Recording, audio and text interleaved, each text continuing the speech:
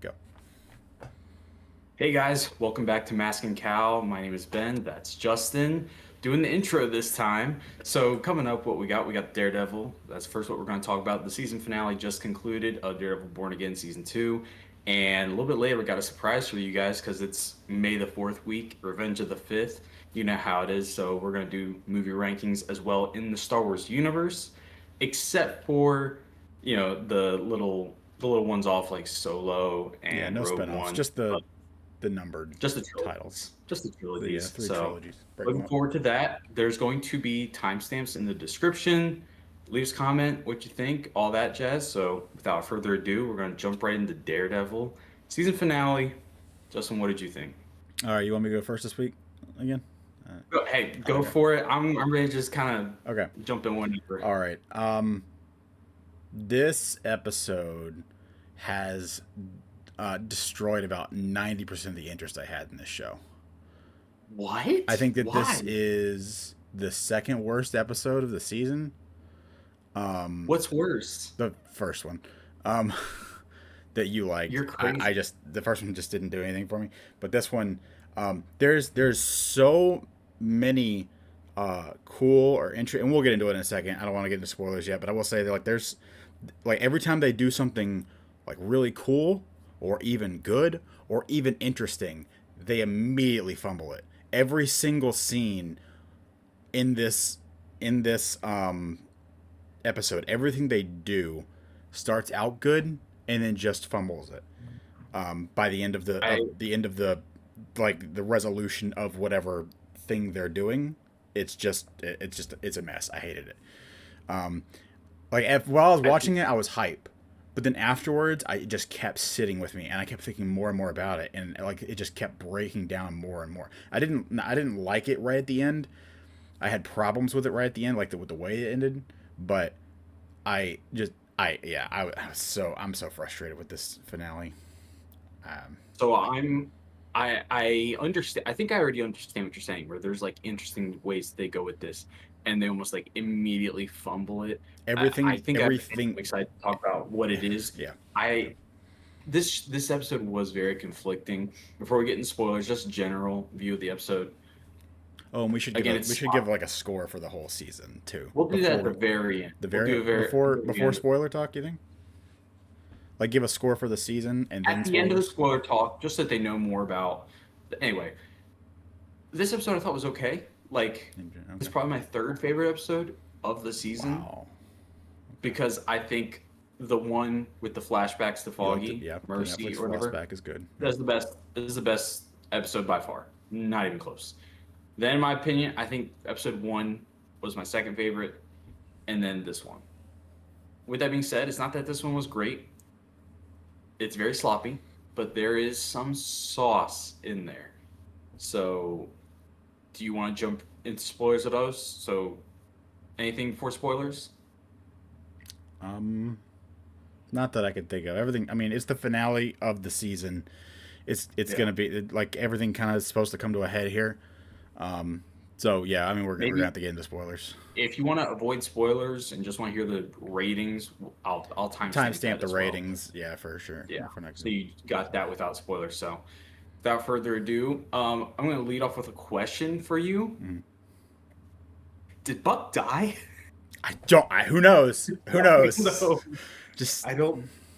it's left intentionally vague. I hope it's gonna be giving more credit to the show. I've been doing this all season long, where I'm like, surely they've got a plan. Surely this is going somewhere.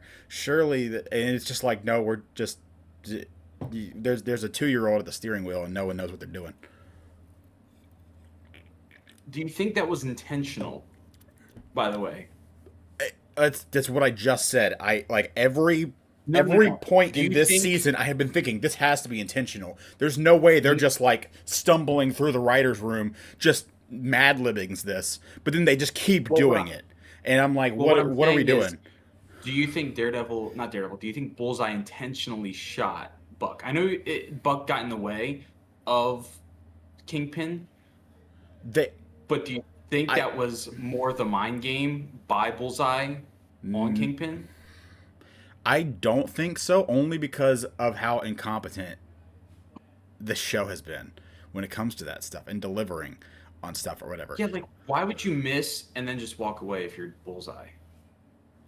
Yeah, like I don't yeah, yeah, that's one of the many things. I'm like, you do all the setup. I I like that I they had I like like that they fixed kind of they did a little bit of they enough for me to be like, okay, all right, that's fine, we'll move on past that. With the assassin from last time, like, he lived, by the way, and I'm like, oh, Matt, I'm assuming Matt speculated, like, I'm letting you go, you have to go protect this chick, do not kill anybody. So he, that literally like, that forgave a fixed sin that in the for me. last But now, episode. of course, I'm filling that in my head, and but I also know why they didn't put that scene in there. So I think that that's an appropriate amount of, like, speculation or us reading into it. I think that that is fine. I'm happy with that. They said he lived. We're good. It doesn't change the problem. There's still a problem with Matt letting Bullseye go, knowing that, like, I mean, I guess he did it maybe because he needed the help. It, yeah, Because then, it's like, fine. immediately, like, he might not have killed that guy, but he definitely killed those other 10 guys this episode. Like, Yeah. so, Well, let's be honest though. Like Bullseye is Bullseye, but he's not like the Bullseye in the comics. Like they are. These are different. yeah. I know he's supposed to be that character. He is that character. But the I'm atrocities excited we about assume him with and Bullseye. Charles working together. Oh, I'm so excited. People are It's gonna go speculating he's nowhere gonna because I'm be. excited about it, but Well, people think that he might be the new Hawkeye, which would be really interesting if he kind of takes. Because there is a brief time where he takes on that persona. interesting. So, They that'd have a be new really Hawkeye. cool. Oh yeah, they do. Kate I guess so. Bishop, yeah. Kate Bishop. Kate All Bishop. right. So that was kind of the big my last question finishing the episode. That's the question. I was like, did Buck die? Because that would explain why Heather's putting on the Muse mask. She got pushed over the edge, and It she's turning it back would, now. but it also just like, we don't need an explanation for Heather. She's just been crazy all season. She could just do something. We're like, oh, okay, there's Heather doing something. Yeah, she's really bad. I mean, she That wasn't that that bad in other this lawyer episode. dude, though, to be honest, has just been an absolute cartoon character this entire season. Yeah, he's been really He's bad. so He's been bad. really bad. He's probably the There's worst nothing, character in the show. there's nothing interesting to him, like at all. Oh Just man, everything about him is bad. There's no kind of conflict um, there. man, I feel like mentally I'm, like, jumping around all over the place, but I have so many complaints with this episode. So I do want to go to basically the beginning of the episode because it starts out with the courtroom. Yeah, So what was your take, during that part? the whole courtroom, or like before Matt shows up, you mean? Everything. Okay, I really liked. That's probably my favorite part of the episode, is when it's Matt versus Fisk in the courtroom, when It's they're so when good. they're having the conversation, like when they're in the private chambers or whatever, and he's talking to him, and only Matt can hear That's him. Stuff like that. so that was Like peak. everything up until the Daredevil reveal was great. I loved it. And the Daredevil reveal, I'm on board with that. Okay. Story wise, I was I'm about to good with it. say No, that that was it's actually really after cool. that I think everything in the courtroom falls apart, because the judge is like, you know what? Absolutely, he's right. Nah, we're out of here. Get out of here. And I'm like, just easiest case ever, I guess. Just what I mean, I understand.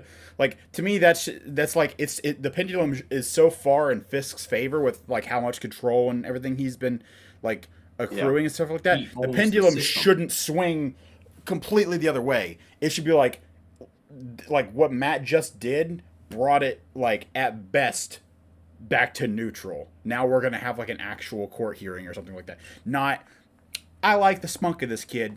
He wins. Just okay. Just throwing everything out the door. Meanwhile, Fisk's got 50 guys in this room who could light everyone up, or whatever. Yeah. Clearly, like, what. Like, what do you mean? This whole thing is a farce in the first place. Not one guy saying he's Daredevil is gonna make these judges suddenly start playing by the rules.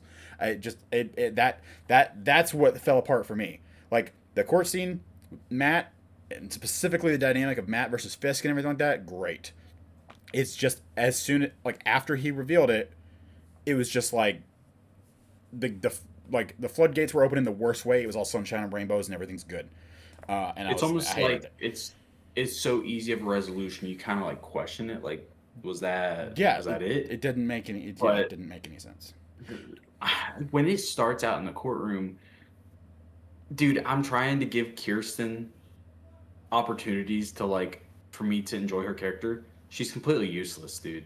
No, yeah, Like she's just like what, he's like completely Matt comes useless. in here and he's running circles around this guy, and Yeah, Kirsten's he just walked not in, he doing says anything. objection, precedent 33, boom. I'm like, Kirsten, what are you doing? Like, how does Matt like it? He's the Michael Jordan of Yeah. lawyers.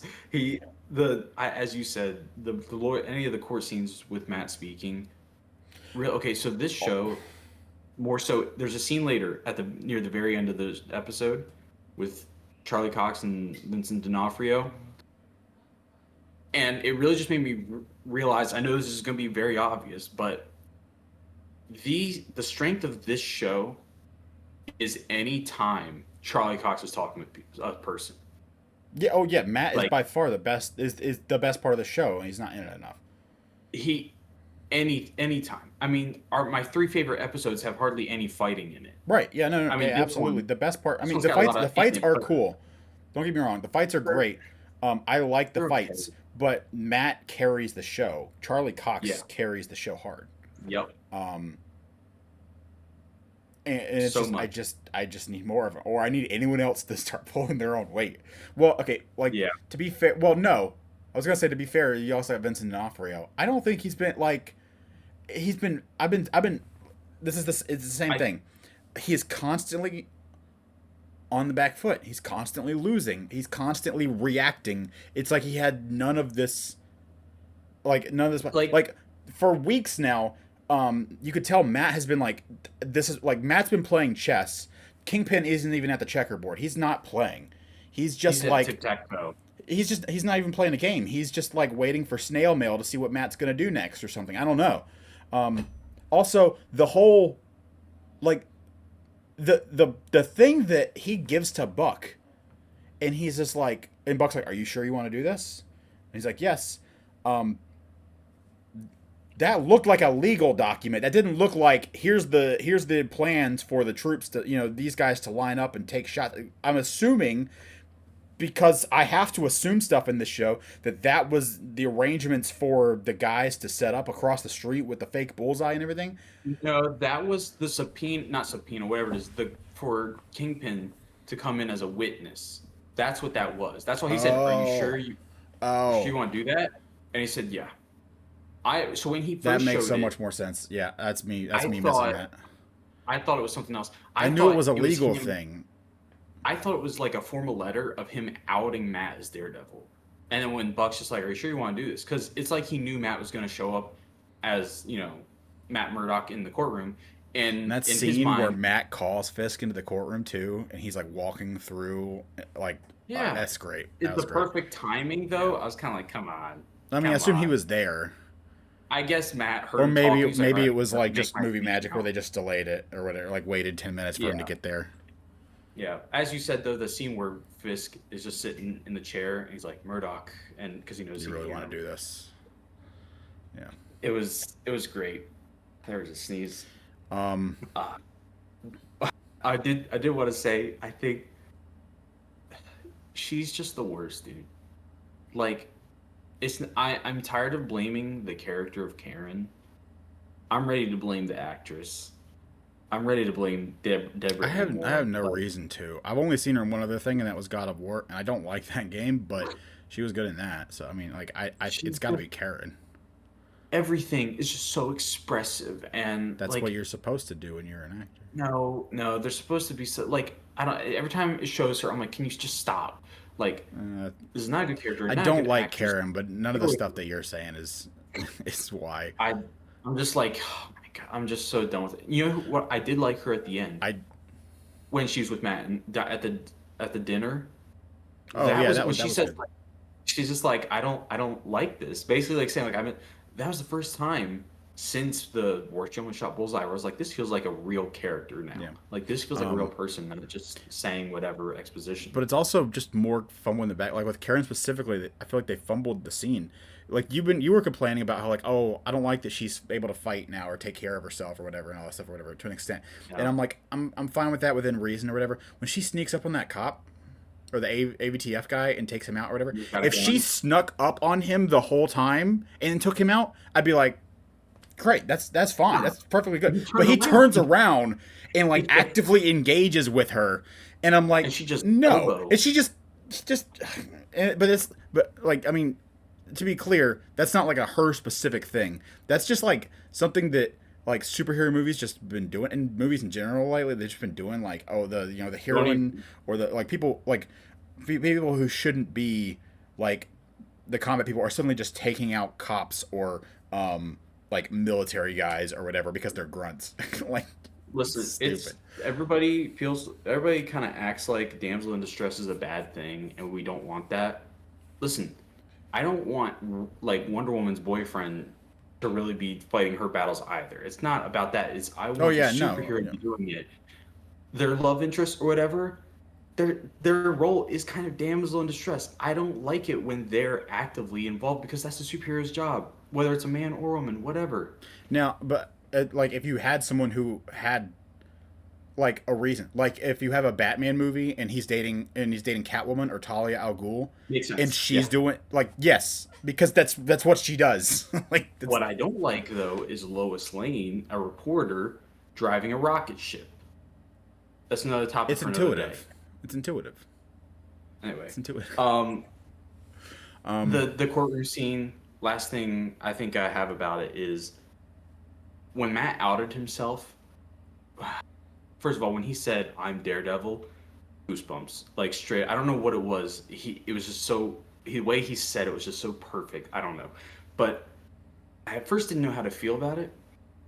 But then when I was realizing like he's using Fisk's own law against him, I was like, that's peak. That's peak. And he had to out himself to do that. I was like, Matt Murdock, in my opinion, I think would do that. It was a little weird that they're like they did question, oh, you think a blind lawyer is Daredevil? and Like then he he didn't have just good enough throws his CGI for thing. that. Now, I mean, that's a crazy thing for a blind guy to do, but I don't know if that proves that he's Daredevil. Is the thing? I don't know. And also, your next question should be, okay, well, are you really blind? Nobody questioned that. They're just like, oh, blind guy's Daredevil. It was just like, Matt Murdock's not blind. Like nobody ever That's a said good point. I that. didn't think about that. I just thought like I feel like it'd be harder to believe still. Um, I was like, whoa, blind lawyer that beats people up. yeah. I'm like, what are you talking, dude? It took you forever. Goodness Obviously gracious. we got to talk about the big like ending in the crescendo and like the kind of bouncing from both perspectives or whatever. Is there anything else? I feel like Well, there's. speaking of Powell, what did you think of Powell's demise? Oh, I hated that. You talking about where he gets taken out? Yeah, Yeah, I mean, because he's fine. He's in prison, um, at the end. But yeah, that scene was terrible or that was whatever. stupid. It was The so stupid. lines, the lines were The stupid. The lines were bad. situation scene The was random the stupid. movie magic like just random just let me bang real quick. I thought at least I did not expect him to just be knocked out. Like And the guy like when hits have him. I they expect him ever, to be like like kind of lean back up and be like what the heck, and then they start arguing or something. I didn't expect him to just yeah, be like, oh, he's just out cold now. Get his body out of here. I mean, I and like that his, they're letting. Was it Cole? Is that the officer's name? I don't know. It doesn't matter. Who cares? But that other I, guy, like we talked about a few weeks ago, he's like another comic character, or yeah. whatever. And I like that they're trying to do something with him. Um, I don't know.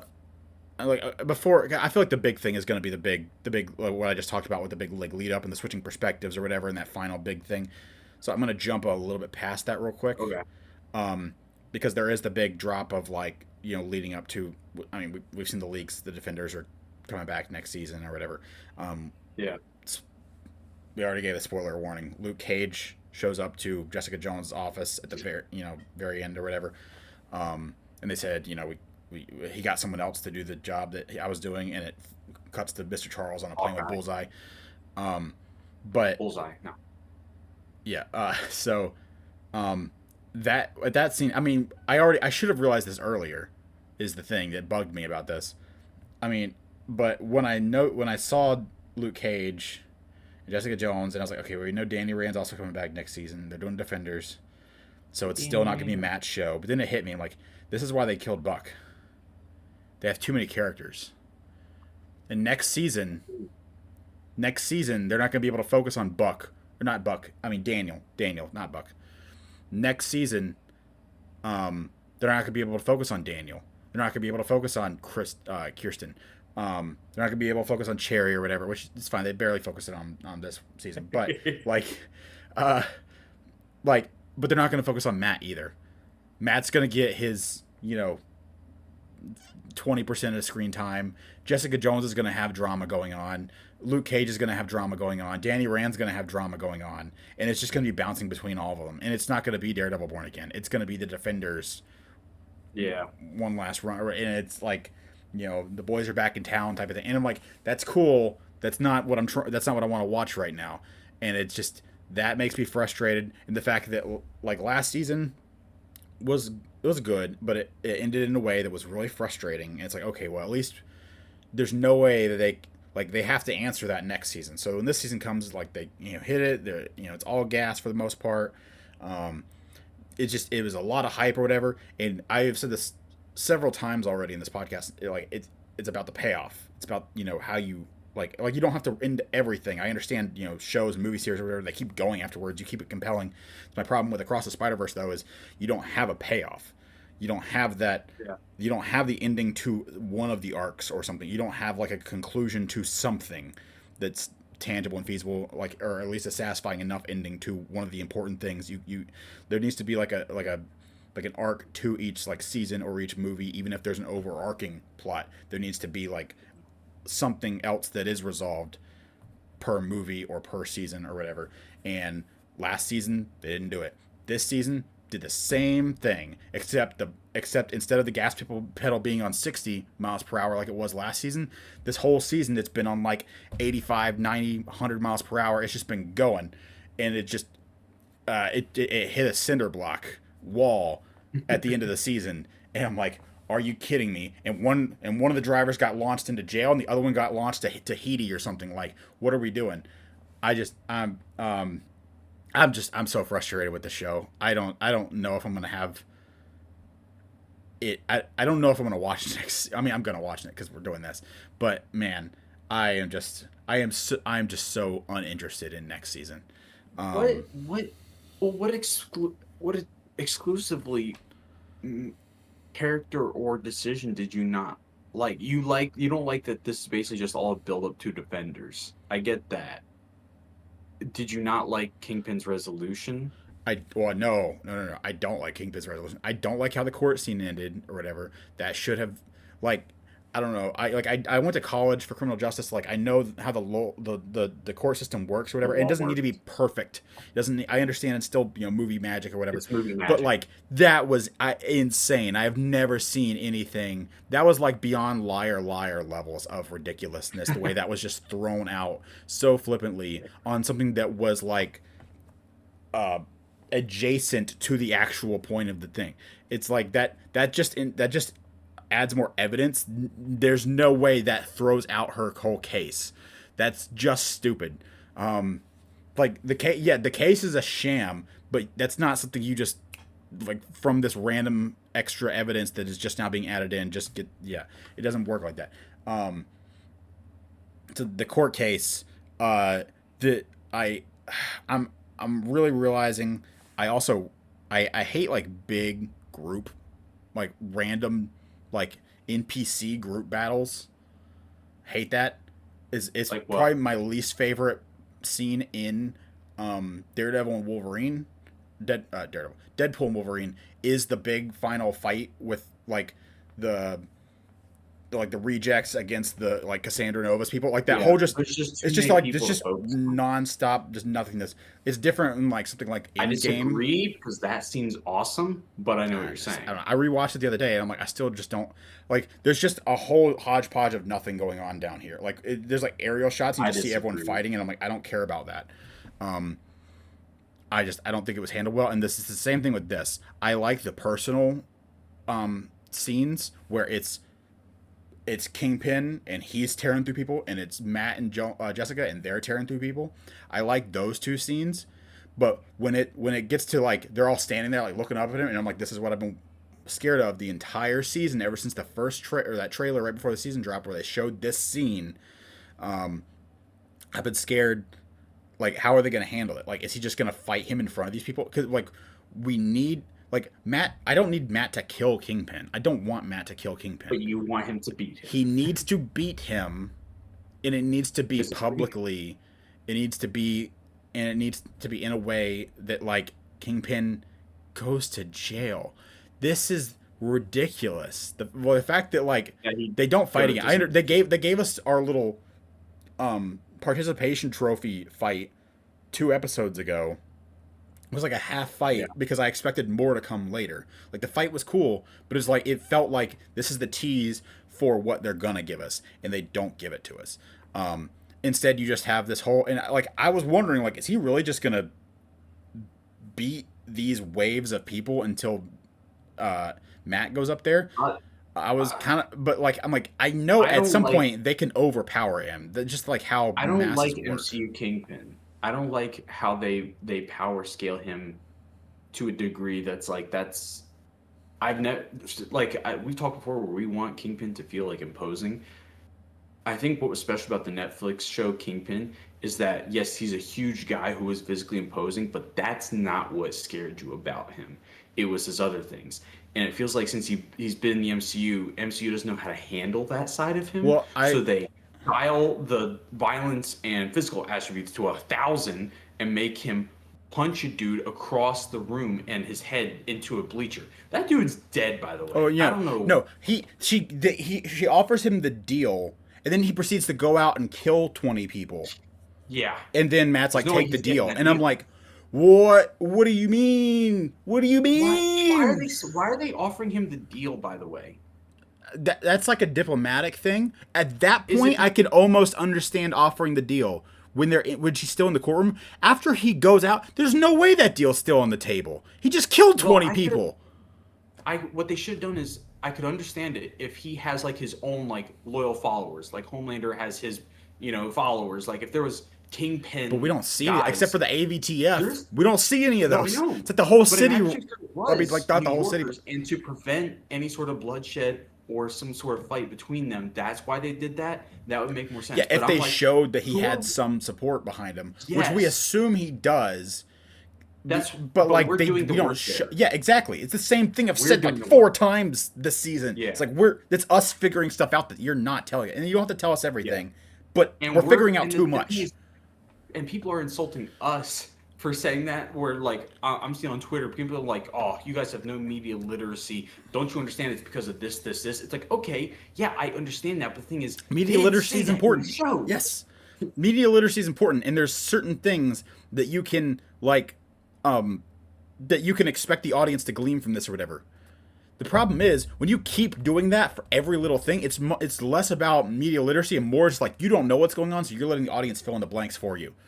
You're just like, let's just put cool stuff happening or in front of the camera, and then this, whatever the audience says is what's happening is what's happening. And as far as the cool stuff goes, they need to dial back the sound effects. Did you notice every punch has a squelch? Sounds like a Yeah, I like didn't the mind it, intestines but I do. squelching. I'm Back, like, what? Stop it. yeah, You know? back to that. Though, I do actually disagree with your point about the MCU Kingpin though. I want him to be like super strong. Like this guy fights Spider-Man like hand to hand. I've never No, liked no, that. I understand Spider-Man holds back, but he holds back against everybody.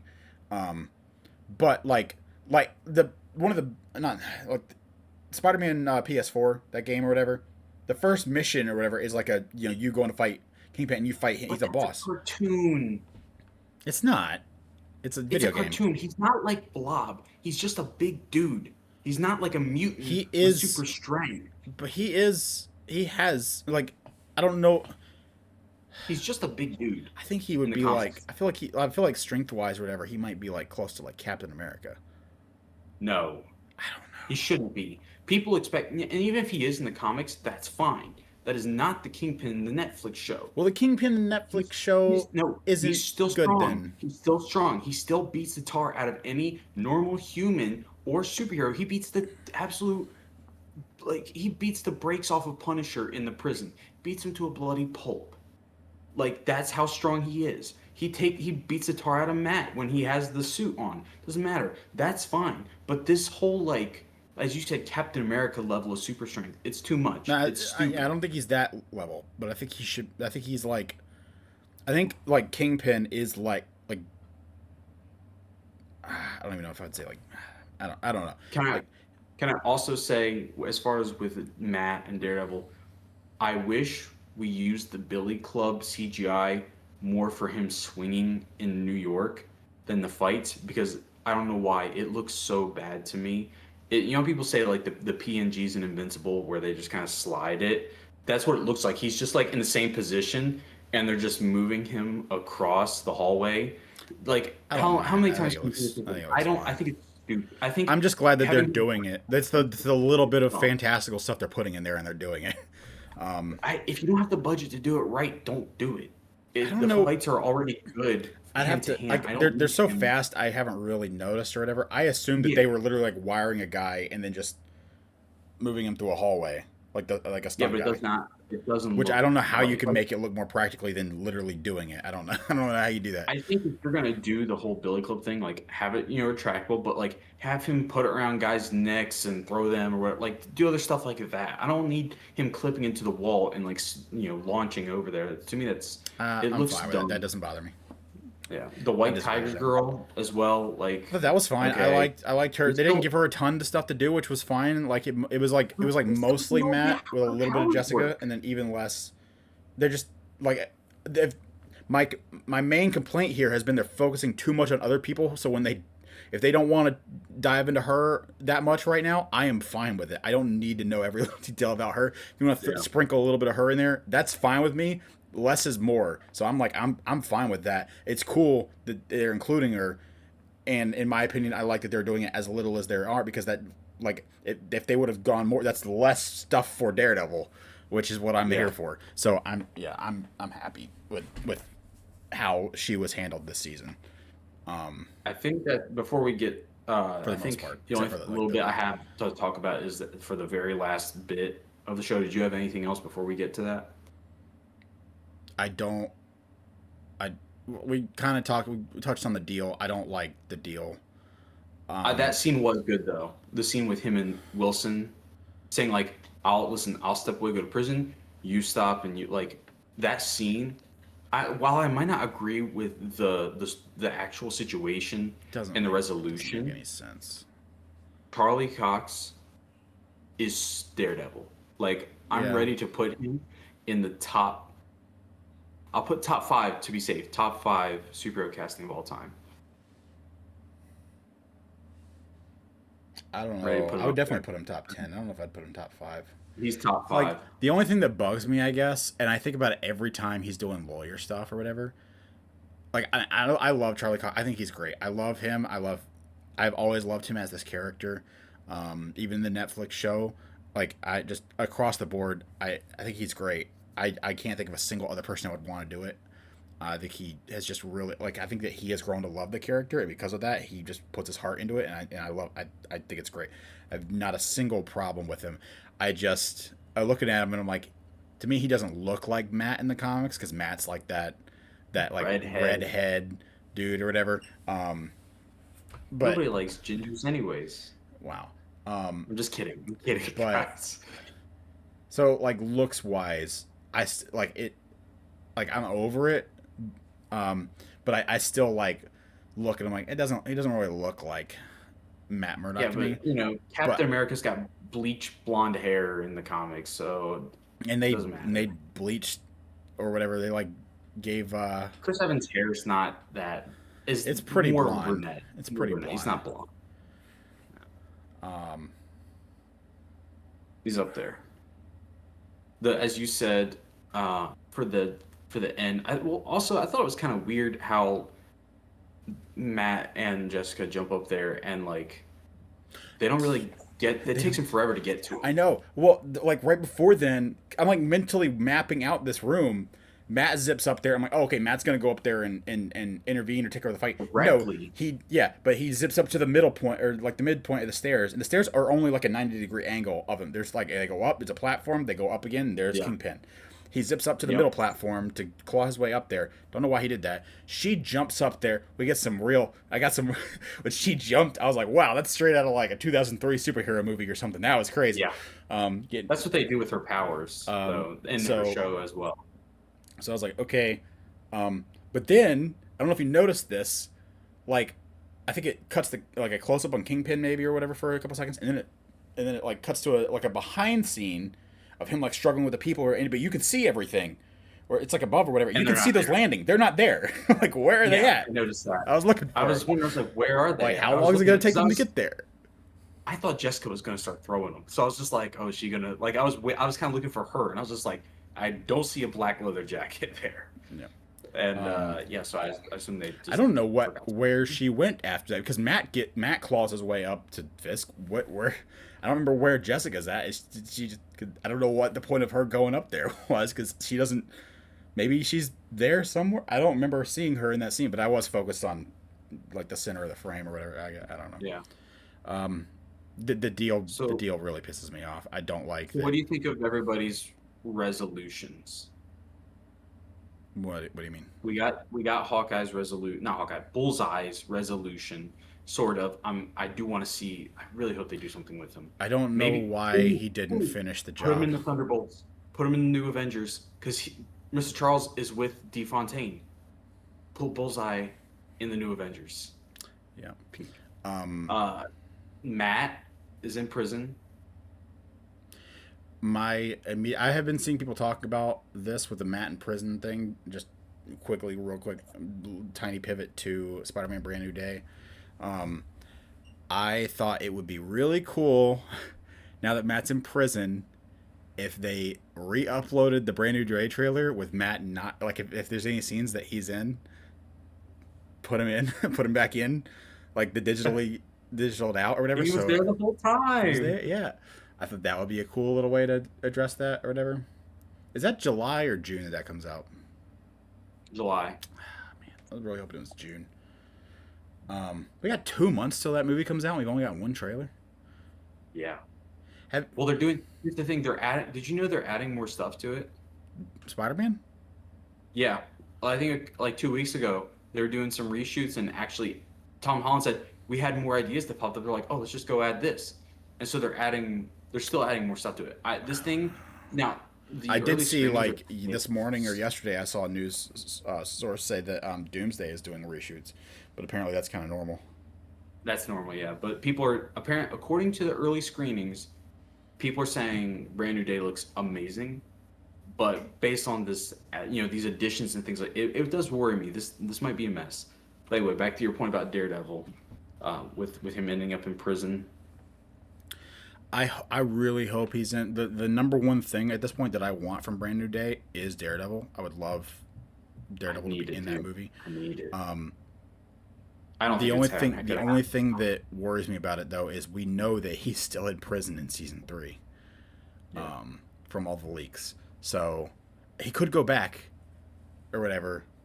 Maybe yeah. Spider Man needs his help and he breaks him out for a little bit or something. I don't know, but yeah, because I don't know what Daredevil's doing against like Hulk. I don't know if they would team up against Hulk, but No, that would look. Well, he already fought against She-Hulk, so true. He's like, oh, I know your cousin. We yeah, dated. Yeah. yeah. I met up with her a little bit, Hulky boy. All right. Uh, yeah. I, Man, I you know don't. who had my favorite resolution? One of my most hated characters had one of my favorite resolutions. Who's that? BB. I liked her final thing. The thing with her Not revealing because of her. because of It has the guy from Ben. the bulletin in it. Yeah. I was like, oh, I miss that guy. And He was he gives hilarious. her the box with all of Ben's Yeah, stuff specific the like she's in his old office or whatever, so he's got his other clippings behind it, but that box was specifically the Fisk stuff that he was in season 1 he was yep, investigating, and like I think he gave it to him or whatever, and like the guy shot it down, so that's why he had it still, I guess. yeah. And he gave it back to her, like, good It job, was. you It's finished. it's Yeah. just such a joy to see the Netflix characters again and born again. And the thing is, like And the cop came for the back, most, right? The cop was the one standing next that you were talking about. That was the guy who was standing next to yeah, Cherry at the end. yeah, Brett, Brett Mahoney. But like they seem to be pretty. They didn't change them for this new view. They kept them the same. Even the Foggy flashbacks, it felt like Foggy from Netflix. Like it is so awesome. All right. Anything else on Daredevil? Or was there one more thing you want to say about the end or something? That's all before we go into the right rating. Okay. So, anything else for you? Nope. No. I think I'm All right, good. I'm giving myself a sign right here. We're going into the ratings. All right, Okay. go ahead. Um, do you want to do it at the same time, or what, like a countdown? We can do a countdown, yeah, Okay. if you want. All right, All so right. let me make sure I got it. Um, okay, I think I'm ready. All right. All right. So these are our scores for season 2 of Daredevil Born Again. After we've seen everything, we're gonna do a score out of 10 in 3, 2, 1, 7. 7 out of 10. Yeah. I want to do a 6.5, but I'm like this. I I don't can't think do it. I There was so can't much do it. Yeah. good. I'm just so frustrated with the payoff. For me, there's a lot of good moments in this show, but I guess the 7 out of 10 is just because of it's really just because of those moments, but it's so much sloppiness in the show. The show's so sloppy. Mm, yeah. But Charlie brings it. Charlie Frustrating. Cox brings it. Matt is great. We just don't get enough of him. All right. So that's Daredevil, right? Packed and Yep. squared away. I'm gonna move into. I'll just do a quick little rundown or my thoughts on the most recent episode of The Boys. Before I get into that, though, a couple things. A couple hours ago, for when we were recording this, Nintendo just randomly dropped a Starfox Direct. This was like hinted at, not hinted at. This was like supposedly leaked like a month or two Hmm. ago from a leaker online on Twitter called Nate the Hate, and he said that he leaked a bunch of things, but the big ones were that there was a Starfox game gonna be coming to Switch 2 this summer, um, and then also that there's gonna be a remake of Ocarina of Time, like a full remake of Ocarina of Time for the Switch 2 at the near the end of the year, like holiday season. So Um, one of them's right so far. yeah, I mean, so far everything he said has been right. The timeline for the Star Fox, he said it would be announced by the end of April, and they could have just delayed it after the leak. Um, but it's the first week of May, Disprove so them. yeah, Discredit because people have been them. really hating on him or whatever. But I texted uh, a few hours ago before we recorded our group chat saying that. Did you happen to check that out at all? Did you? I don't like. I didn't look. I We're think not I Star googled it, Fox fans really or anything like that. But and the I was picture looked curious what you weird thought when I of saw. the look of the way that they look. I actually think everyone looks fine except Fox. I fully expected Fox to look very similar to he does in the Mario Galaxy movie because Yeah. um, Donkey Kong was in the first Mario movie, and then when the Switch 2 is coming out, they showed the new Mario Kart, and everyone was freaking out because Donkey Kong's model for the first time since like the '90s had changed. He looked different. What is that? Yeah, I think he looks weird, man. He looked really It weird. looks horrible. Um, but uh, so they changed Donkey Kong's um like Look to look mirror completely to the make movie. it very close to the movie. And I was like, okay, that's what they're gonna do with Fox. And then this trailer shows up, and I'm like, that does not look like the movie Fox. Um, Everyone else looks good in my opinion. All the other characters like Slippy and Falco looks Go. pretty good in my opinion. For some reason, Fox looks like really uncanny to me. People are saying he looks uh, like the first Sonic in the Sonic, like ugly Yeah. Sonic. That's Yeah. or like This is reminds me of true. or whatever. Or like the really strung out, like I don't know if you've seen the fox who's like sitting on a stool meme or whatever, and he's like all Yeah. mangy looking or whatever. Like looks like Yeah. that. So yeah, but I just want to get your thoughts on that. But yeah, you agree. He looks weird. That I looks don't know pretty if I'll bad. play that or not. It's a remake of 64. They said they did like a whole 15-20 minute direct just about that. But it's cool. Nate was Hmm. right, so I'm really looking forward to that Ocarina of Time full remake at the end of the year. That'll be cool. Um, and then right before I get into the boys, there was one little meta thing I want to say because I've been noticing this recently. For the past 5 to 10 years, especially, I feel like everybody has been super, super negative about movies, TV shows, especially superhero stuff, but just movies and TV versions did it. Like no one liked stuff, and I was like, I'd go to movies, I'd have a great time, I'd enjoy it. It was like the highlight of my week or my month or whatever was when I'd go see a new movie or whatever. And for the most part, I was like, I'm still really enjoying movies. I don't get it. I was like always high on stuff and people were low on stuff, and I was still really enjoying it. I thought that people were being way too negative on stuff, and then I feel like that has completely switched to where people are getting excited about stuff again. And like I don't know if like there's just like a delay on my reaction or what, or like I'm just something is just I feel is bugging me because I'm it's like I don't like that I'm not enjoying stuff as much as other people are because I feel like I should be. But I'm just I think it's like right now the pendulum's swinging the other way, and people are just a lot higher on stuff lately. People are enjoying stuff. People are becoming more um, positive about their reactions to things, and this is for like the past like year or two is where I've started really noticing I'm getting more negative on my reactions to things, and I don't like that. But it's not like a conscious decision I'm making, but it's no. just bugging me that I don't know what it is, because I've I always been think for like the I most just want to part, enjoy the good stuff, you know. I think for the most part, you've been more positive than me. I feel like I've always got something negative to say about something, unless it's just like I love the highs of something so much, I just look past them. I'm like, I know this isn't that great. I still love it. We're, It's up there we're top. gonna we're gonna But talk about stuff like that later. yeah, Yeah. um, I agree, but I think that's because the taste buds of audience has changed. Where I think before it was a lot of storytelling, a lot of setup, a lot of things like there was something to the art of movie making and all. Now it's how many hype moments do you have in your movie? Oh. And I don't know if that's a result of Endgame or Yeah. what, but that's kind of what started it. I think it was the superhero movies that kind of started that, like the hype movies. But the thing is, those are earned. Yep. Endgame is not a one movie thing. That is 20 years buildup. But now we've gotten to the point where you can put out a crap movie, but if you have one or two cool scenes in it, guess what? Everybody's gonna just talk about those two scenes and be like, this movie's top tier. And it's like, it's really not. It takes forever to get to those Yeah. scenes. That reminds me, one other thing to add to the docket. I went to see a movie this week. I forgot about that.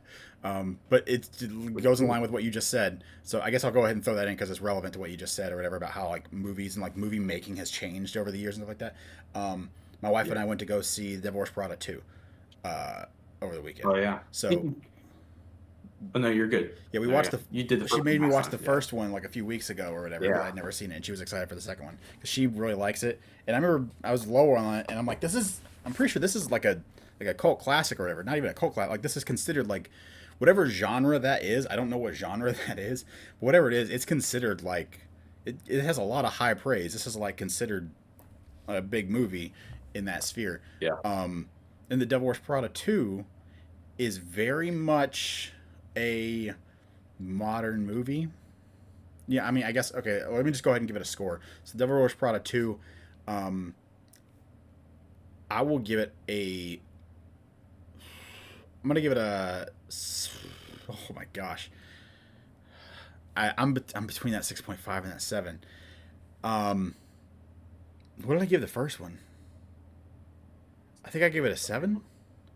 I I think think I'm so. gonna okay. I'm gonna give the Devil Wears Prada 2 a 6.5, but I like it more. But I do think it's a worse movie than the first one. Um, because like the first Okay. movie was not really, it didn't like I could see like the art behind it. I could see the appeal or whatever. It just didn't click as much for me as I could see it doing for other people like my wife and whatnot. Um, the way that it resolved at the end or whatever, I wasn't super satisfied with how it was. Whereas this one, in my opinion, the last like half of this movie is like way better than the first one, but it's also a lot more modern. The problem I have with this movie, why this movie is not like a 7.5, maybe it's a 7. I could definitely be convinced of a 7, but the first like third of this movie is super choppy. All the setup and exposition or whatever, not exposition, but all the like set, it's weird. It like the cuts are all over the place. Um, Yeah. Everything feels really rushed.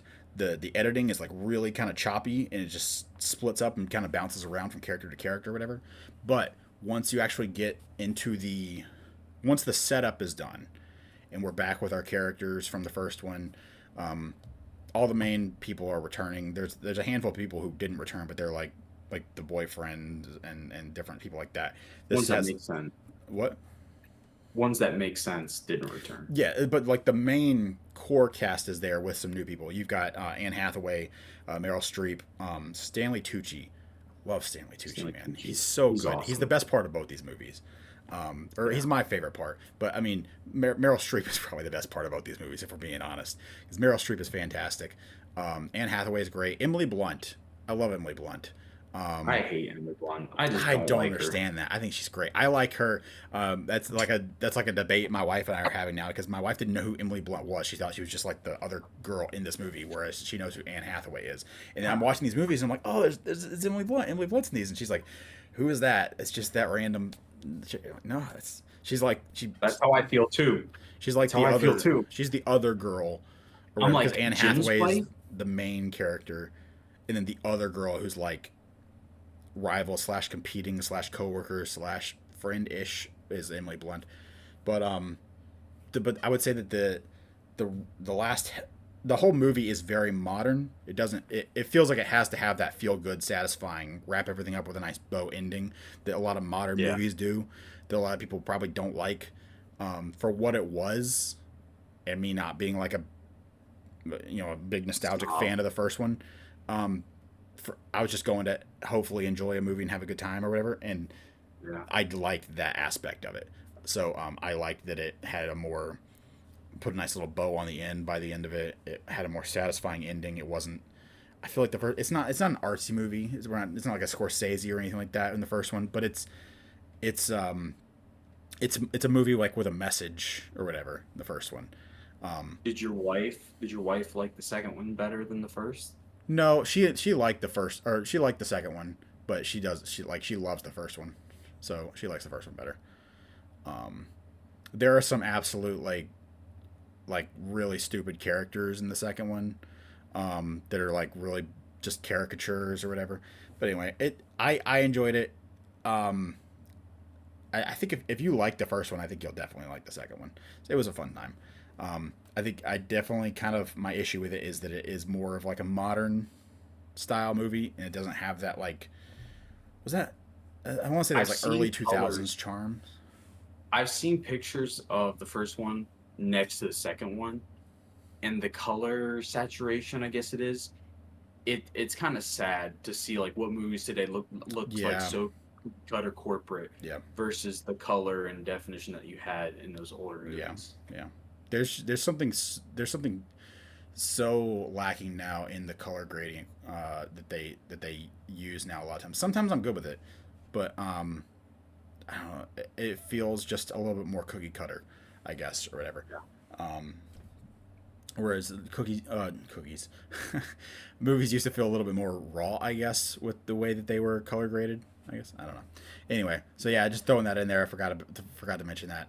I'll do a quick little rundown, or a quick little thoughts on the boys. I think we got 2 episodes left of the boys after this. This was episode 6 of the season. I'm assuming there's 8. Um, I've mentioned all season long. We're going. I guess spoilers for the boys. All season long, we're going for. Uh, the boys are making this virus that's supposed to kill soups, but also they found out about the super V serum that a few soups have, and now it's a race to finish the virus, but it's also a race to get to the serum before Homelander, so that hopefully we can give it to the good soups and keep it away from Homelander, so that Homelander can't get it because the the serum supposedly makes you immune to the virus. So, but it also makes you a lot more powerful, I think, Okay. because it's like it's the reason that it's immune to the virus is because it's like a lot more raw and potent version of V. It's V1. It's like the first version of V before it was like refined into what it is now.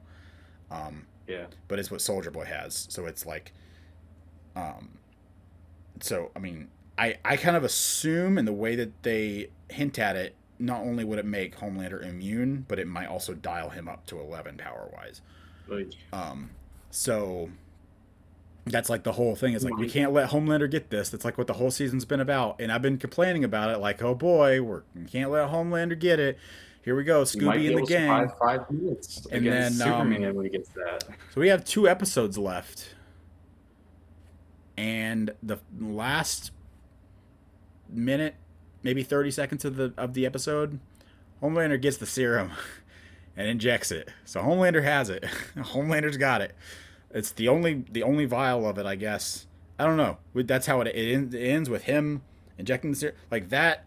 When I think of this episode, it left on a good note because that I'm actually like I'm compelled. I'm like, what's gonna happen? What's going on? This is good. Everything before that in the episode, I'm like, whatever. The last 2 weeks, I think I've been pretty high on. I've been enjoying. This episode was fine. I think it's just kind of middle of the road. It's fine. This season is heavy on setting up for the spinoff show, Vought Rising. I believe it's gonna have Jensen Ackles. It's gonna be like his old team. Yeah.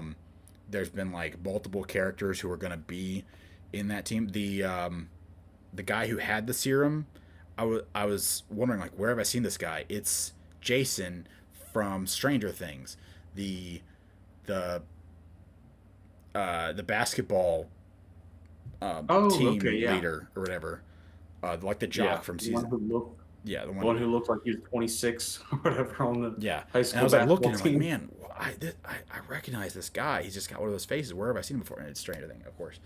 So yeah, but a lot of it has to do with like the backstory between him and Soldier Boy, and like other relationships they had in the past. So it's a lot of setup for that show. They're committing like half of this season to setting up their spinoff show, which you got to keep the machine churning. I don't care about that. I probably won't watch that. Gen V, we already talked about, got canceled. I'm more interested. Like I am. In order of priorities of what I'm interested in, I'm so interested and invested in Homelander. Like just Homelander carries the show harder than anything else. And then there's like a solid step down, and then it's like the boys dynamic or whatever. Like I care about like the main team or whatever. Yeah. But honestly, probably like right in line with that is the other members of the Seven. It's like, okay, who's gonna die and how? Ooh, we got one or two. I'm trying to remember if there was two. I think there was only one. Because we last episode, Homelander knocked off Firecracker at the very end.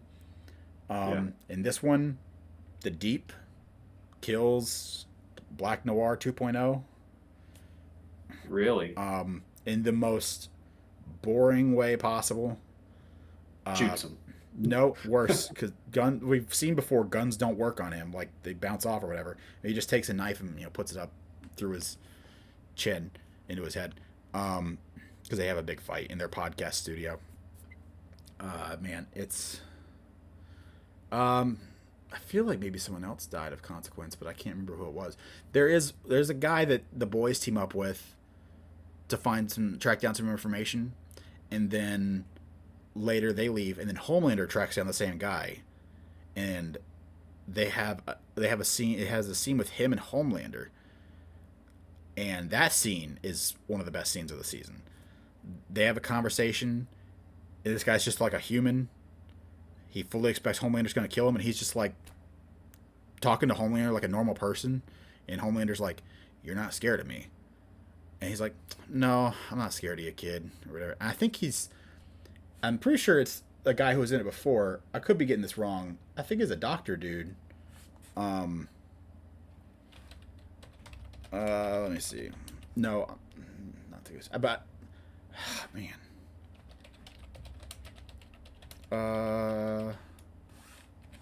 What is this guy's name?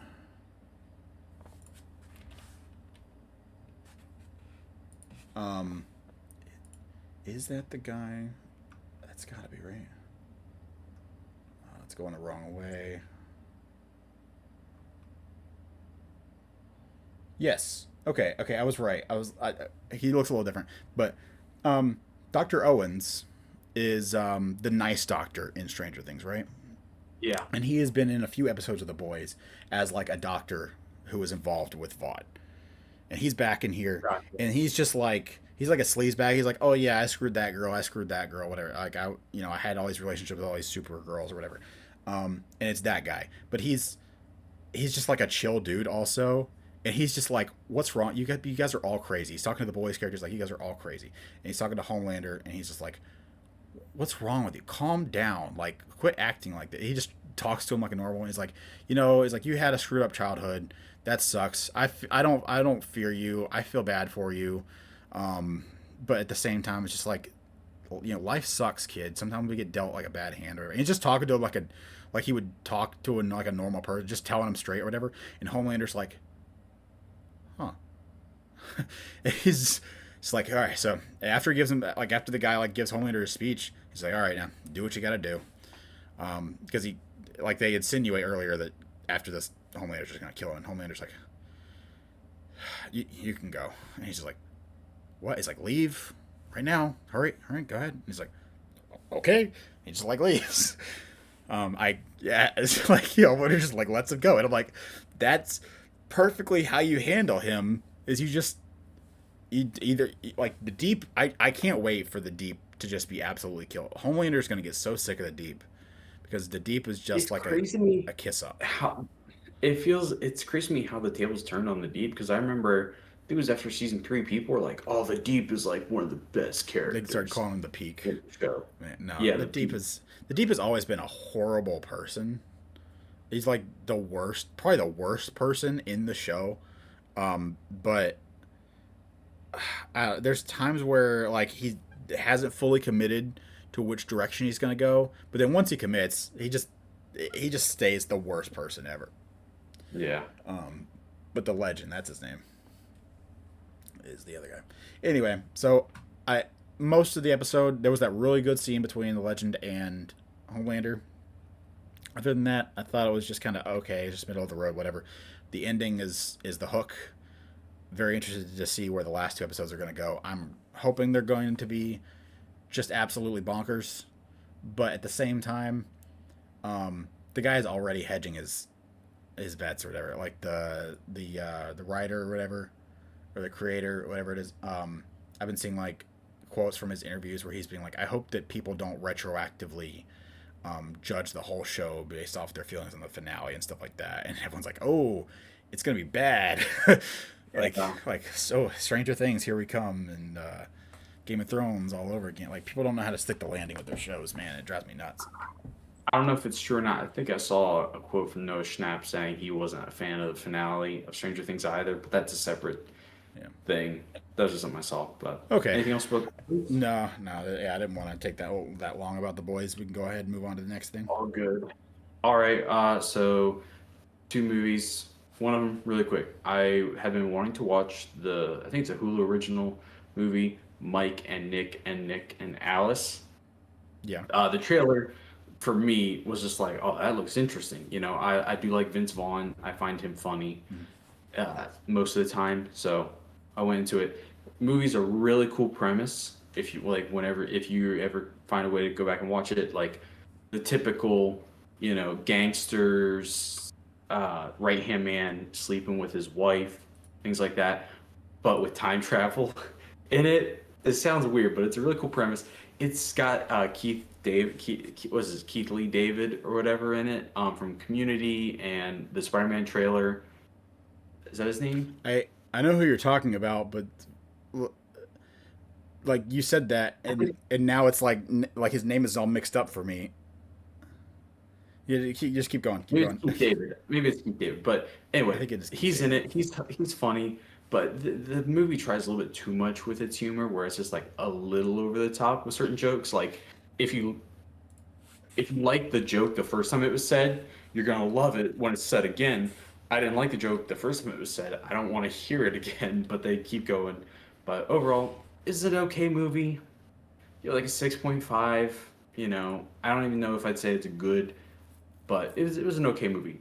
There is a scene like this movie's been like a comedy pretty much the whole time, with some action. And the last 5 minutes, there's a scene that actually like hits emotionally. That's really well done. That I was just like, wow, that's that. I don't want to spoil it, but there's a scene in the last 5 minutes that I was like, that was really good. So yeah, that's Mike and Nick and Alice. 6.5 out of 10. Now Okay. the movie I'm really excited to talk about. I watched one of our subscribers, one of his top fives, and that is I watched The Big Short. Okay. This had been on my list to watch. I see all these edits of Christian Bale playing Michael Burry in this movie. I know the cast is stacked. It's got Ryan Gosling, it's got Steve Carell, it's got Jeremy Strong, it's got what's his name from Schmidt from New Girl is in it actually. Like they got Oh, all these. you. This is a You. star-studded cast. Yeah. So I went into it thinking, all I hear about is Michael Burry with this movie. Everybody who talks about it, they talk about Michael Burry did this with this. And that's who Christian Bale plays. So I was expecting to be wowed. That was not a good casting, in my opinion. Maybe he plays the role well. The dude was extremely boring. I I just did not really I any scene with him in it, I was like, I want to go back to Steve Carell because him and his group really entertaining. Basically, the movie is about the 2008 mortgage crisis, Right. which started 2 years prior is when the all fall down really happened. This movie is probably one of the most creatively made movies I've ever seen. Like in terms of how this movie is made, it might be one of my favorites. It's not my favorite movie of all time, but like the way it's made, because it's got like a documentary style with fourth wall breaking, but still not a documentary. I have to watch it. Like Ryan Gosling he'll be in the middle of a conversation and he'll stop and turn at the camera. He's like, "Yeah, I really said that," and then he'll turn back and go back to the conversation. And you're like, "What the heck?" And the camera kind of moves like a documentary and zooms in. And it's really funny because Steve Carell is playing somebody in The this Office, movie yeah. that is similar. Like he has similar mannerisms to Michael Scott. So like when he's getting angry, all I hear is Michael, but he does it really well. I think that, and this movie is it's so it's just a different movie than you've ever seen made. The guy who made it, director Gotta watch Adam it. McKay, he did Anchorman, he did Step Brothers. I think he did Step Brothers. I think he also did the other guys. Like he does a lot of comedy movies. So I was kind of shocked to see he was doing this one, and you really do see it because this deals a lot with like technical banking financial stuff that you're like, I don't understand what you're talking about, and they handle it in very funny ways where they're like, yeah, that doesn't really make a lot of sense. Here's Margot Robbie in a bubble bath explaining it, and it's really Margot Robbie in a bubble bath with champagne being like, so anyway, the CDTs are this, and like explain it, but with her Australian accent. Sounds great. So it's yeah, it's funny how they're doing it, but you know what's funny though? They do all that to explain it to you, and I still didn't understand a single thing. Like I Great. watched 4 videos explaining this movie after watching it just so I could really understand what was being said. And it's been a while since I've had to do that for a movie, and it was worth it. Overall, this movie, I think I give it. It's either an 8 or 8.5. You know what? I'm gonna give it an 8.5, Nice. just because of the creativity and movie making of it.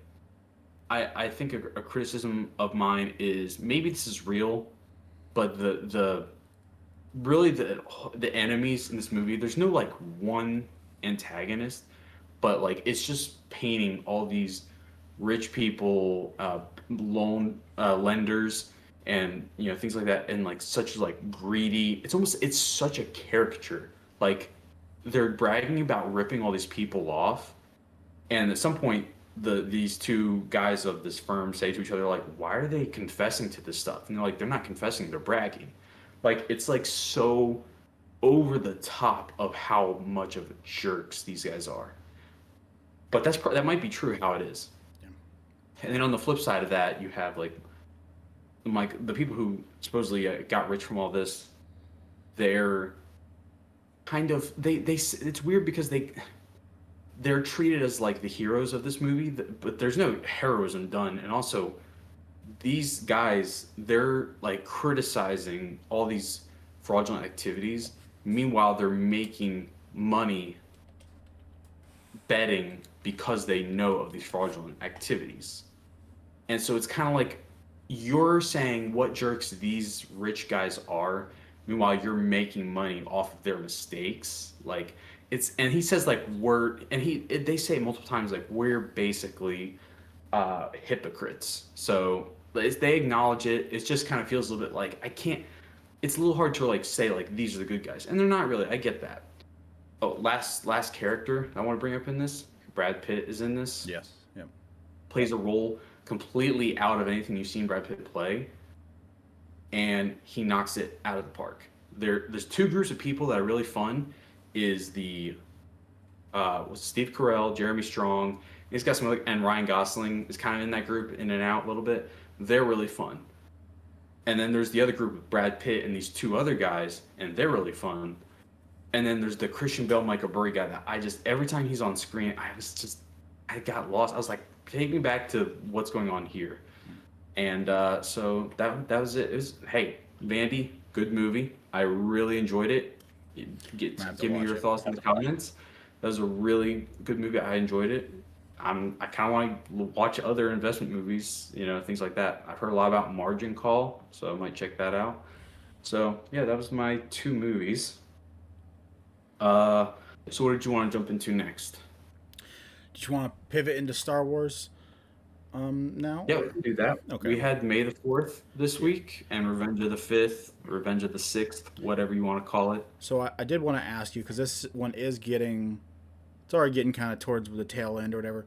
So we had talked about doing like just a bunch of general Star Wars discussion, but I figured with The Mandalorian and Grogu coming up, I know that we want to do some Star Wars stuff this episode because it's May the 4th and Revenge of the 5th. But with Mandalorian and Grogu coming up, it might be relevant within the next 1 or 2 weeks. So maybe we do like our personal ranking of the episodes, something like that, and then like maybe one or two of the next episodes we have a lot more Star Wars discussion mixed in with other stuff or whatever. That way we don't end up doubling the length of this episode or whatever. Yeah. And then we can keep it nice and concise here. We can do. I would say for our movie rankings, we're gonna do our movie rankings. Maybe just do real quick. We don't have to just do 1, 2, 3, 4. Well, you can do that. Yeah. But maybe a quick description of why. Oh yeah, no, I gotta talk about all the reasons because I'm gonna get a lot of hate here. And the thing is, I'm just gonna go ahead and hedge here.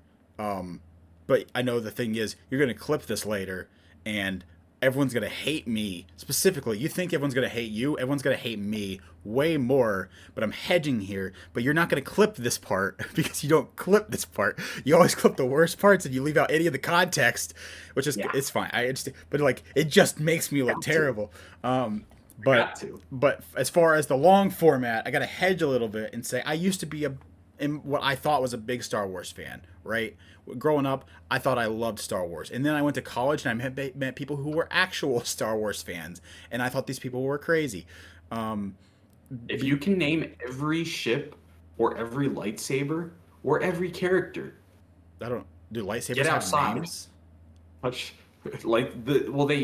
There's people who they look at lightsaber and no matter if it's like platoons. Oh, they'll know who. They know. No, I mean, I know. I think I can recognize like a lot of the famous ones. Like I think all the ones at Galaxy's Edge. You can recognize like 3 or 4. I think you max out at 4. Me? No. Yeah. I think most, if not all, the ones at like Galaxy's Edge at Disney World, I would be able to tell you. I would say I've probably got like 10. Anyway, but yeah, for me. So for us, we are big Star Wars fans. I'm not a big Star Wars fan. Yeah, I'm sorry, not big Star Wars fans, but like I like Star Wars. Decent Star Wars fans, not obsessed with it, but it was more like we like Star Wars. It was basically that and superheroes were our things. But for me, apparently, or at least I don't know. I'll be honest. I'm a little bit bitter about this because when I met and they're great friends. I love these people. When I met people who were way more into Star Wars than I was, and I thought previously to this I was. For me, Star Wars was about space wizards with laser swords. That's what Star Wars was about. And then I get to college, and people are like, dude, Boba Fett's my favorite character. And I'm like, what are you talking about? This guy's got 2 minutes of screen time. What do you talk? Like he's got a gun. And they're like, dude, isn't Han Solo just the best? And I'm like, what? I mean, like Did you see I like Harrison Skywalker? I like Harrison Ford, but like it's Yes. just the guy. Like Where's his lightsaber? this is this is like being like, oh, like man, I like Marvel movies or whatever, but man, my favorite character is that cop with that gun who Yeah. drives the Nick cop Fury. car. Nick Fury's Nick pretty Fury's awesome, huh? great. Isn't he? And I'm like, Yeah. what are you talking about? That's not what like it's I completely I don't agree. know. I completely And that but agree. that is like a super hot take. Like that's blasphemy, and I'm kind We're of gonna bitter about listen. it. This is not a hot take. Star Wars fans are the worst fans. For Star Wars fans are the worst fans. there's a few up there. No, there's a No few other matter ones how up there. good something is, there's going to be haters on it. And where there's definitely a polarized movie we're going to talk about that, like, you're one of two. Like, there's no in the middle. And they're just, they eat each other alive. Like, Star Wars fans are the worst fans. They're And up you're there. completely right because Jedis and Siths are Star Wars. And Everyone I else think is one of the like problems side with characters. Star Wars these days is because fans want more than that. They're like, no, no, it's about the world building. Like, I want to know what's going on, Tatooine with this farmer. Like, how's he doing that with like the town and all that? Like, I think how's that this all that's going valid. down? I don't care. Like, It's not to but me. That's not why Star Wars was cool.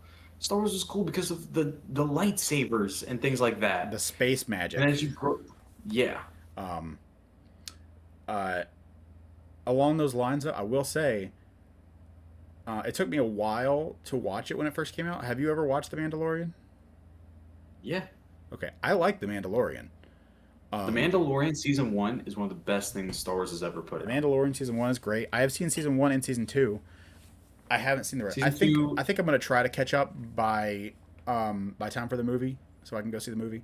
But um, it season was the one is same great. thing with all of the MCU stuff or whatever. I'm losing track. I lost track of it because when Boba Fett came out, because Boba Fett was in season two Both that was bad. I watched like the first one or two episodes and was like I fell off immediately, and then other stuff Yeah, happened. But like season three is tied into Boba Fett and Ahsoka, which I'm interested in Ahsoka because I like Clone Wars.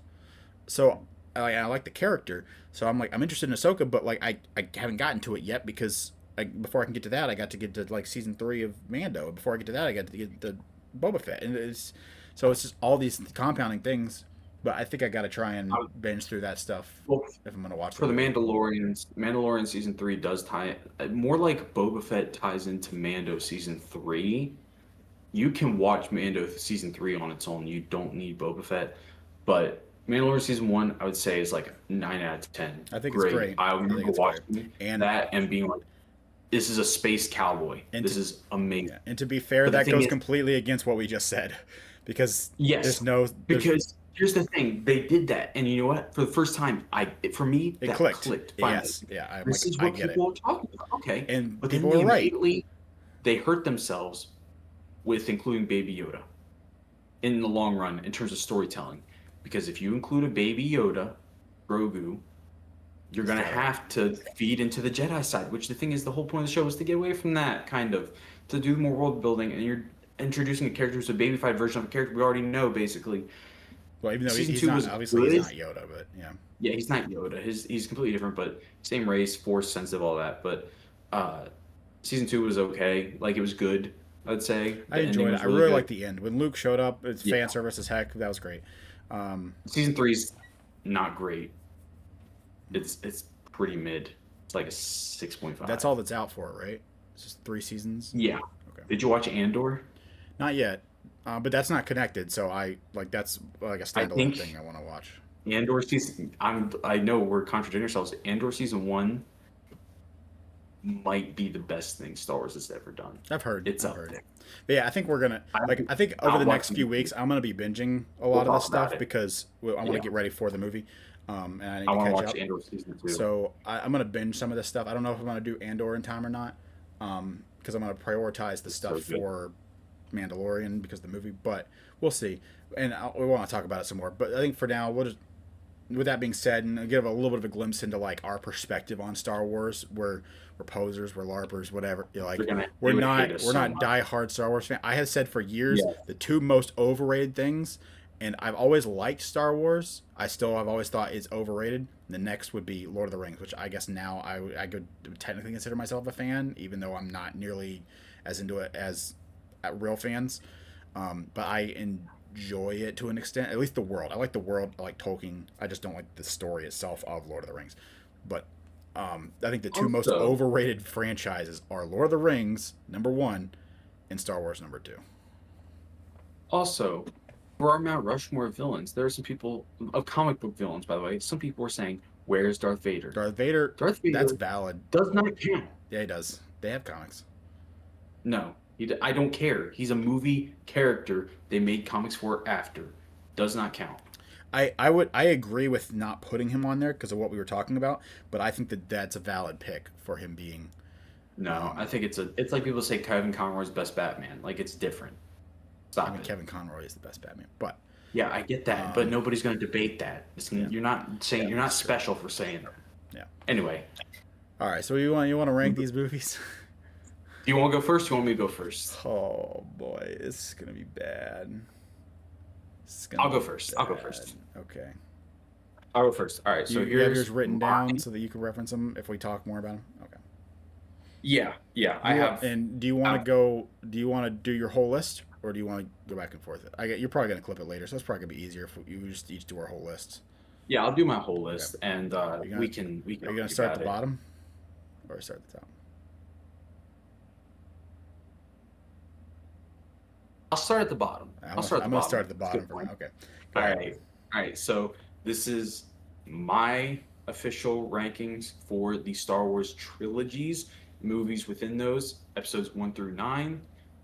So here we go. So at the very bottom, at number 9, it's no surprise, it's Rise of Skywalker. Somehow Palpatine has returned. That in and of itself is enough for this to be the bottom of really any movie list you make. This movie was dog water. It's bad. Only good part about it is Ben Solo, which, to be honest, this just commits so many sins in terms of like taking something that I think is good in the previous movie. We'll talk about that a little bit, and just destroying it and going a whole nother direction. So let's hit the bottom. Next up, The Force Awakens at number 8. I do not like Force Awakens. I didn't watch it. I didn't like it when it came out. I didn't know how to say it. I kept saying it just felt like it was just throwing in your face, we're Star Wars, but there was no substance to it. And now I think the way I phrase that is it insists upon itself. Oh, we're gonna bring that I back. Okay. think, yeah, I'm bringing that back for this. It insists upon itself with being so much like, oh, by the way, hey, this is the Millennium Falcon, guys. Hey, we're Star Wars. Remember, we're Star Wars. Oh, Tatooine, just like Luke. Come on, guys, it's Star Wars. And there's nothing new being said here. So I was not a fan of Force Awakens. Next up, Attack of the Clones. Attack of the Clones has some really fun scenes. This movie would be loved if it was released in today's, audience, because guess what? People would be like, "Oh, are you talking about? You don't like the fight with Count Dooku and Yoda and Obi-Wan?" I'm like, "No, that's cool, but the movie sucks." You don't like the fight with the Jedi's and all that in the arena? No, that's cool, but the movie sucks. I'm sorry. Like it's got cool fights, it's got cool moments. The movie's just not good. It's got sand. It's coarse and hard everywhere. All right, it gets everywhere, not hard everywhere. So number 6, yeah, 6. I have Return of the Jedi. So I had more fond thoughts about this until I rewatched it, and I don't hate the Ewok. They're called Ewoks, right? Yes. The yeah, Teddy I bears. don't hate that part. I know a lot of people hate on that part. I don't hate it. It just felt like the whole jungle aesthetic of that movie kind of takes me out of it Hmm. because we're in space with all of the confrontations that we've had up until this point, basically, and then we're randomly in a jungle area, and it kind of takes me out of it a little bit. It's a good movie. It's just and the Jabba's palace scene, great. It's a good movie. It is. I just don't like it as much as these other ones. I know you guys are freaking out already because at number five, I have The Last Jedi. I thought about putting it higher, but I can't really do it. Last Jedi, I did not like Force Awakens because there was nothing original being said. And there was always that thought of who is Rey? Who is Rey? Who is Rey? And I don't like it when movies and TV shows feel the need to connect everything. Not everyone has to connect to this main character somehow, maybe through like direct lineage or something, like I don't like connections, like everything having to have connections. So in The Last Jedi, when they say your parents were nobodies to Rey, I was like, awesome. Because there was all these theories of who is she, and when they said that, I was like, I'm cool with it. I'm good with it. And then they doubled back on that in Rise of Skywalker and said, you're the granddaughter of, Darth Sidious. I'm like, this is stupid. So, Last Jedi, really cool. I'm not a fan of what they did to Luke, but if you're going to do it, that's fine. I wish they had done his death a little better. I wanted him to actually be there, not a Force ghost. I wanted Kylo to slash through him like Vader did through Ben Kenobi and him kind of just fade away that way. That would have been better. But yeah, so Last Jedi, I really like this movie. It gets I don't even want to say it gets too much hate because it's the two there's this is the most polarizing Star Wars movie ever. So Last Jedi is at five. Number four, Empire Strikes Back. This is a sin among Star Wars fans to say, but I the to put it at four, but Empire Strikes Back is a good movie. I know you're gonna commit something more heinous than me, but Empire Strikes Back is a good movie. I get a little bored in some parts. I don't like Dagobah. I don't like that part that much. I feel like it takes a while. Meanwhile, what's ever going on in Cloud City. The snow thing in the beginning is pretty good, but it just feels like this movie is to set up the next one.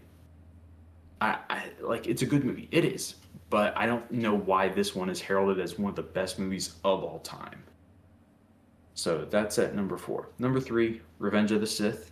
I love Revenge of the Sith as like a fun movie. I know you're realizing. Revenge of the Sith it's got the best fights. It's got the best fights.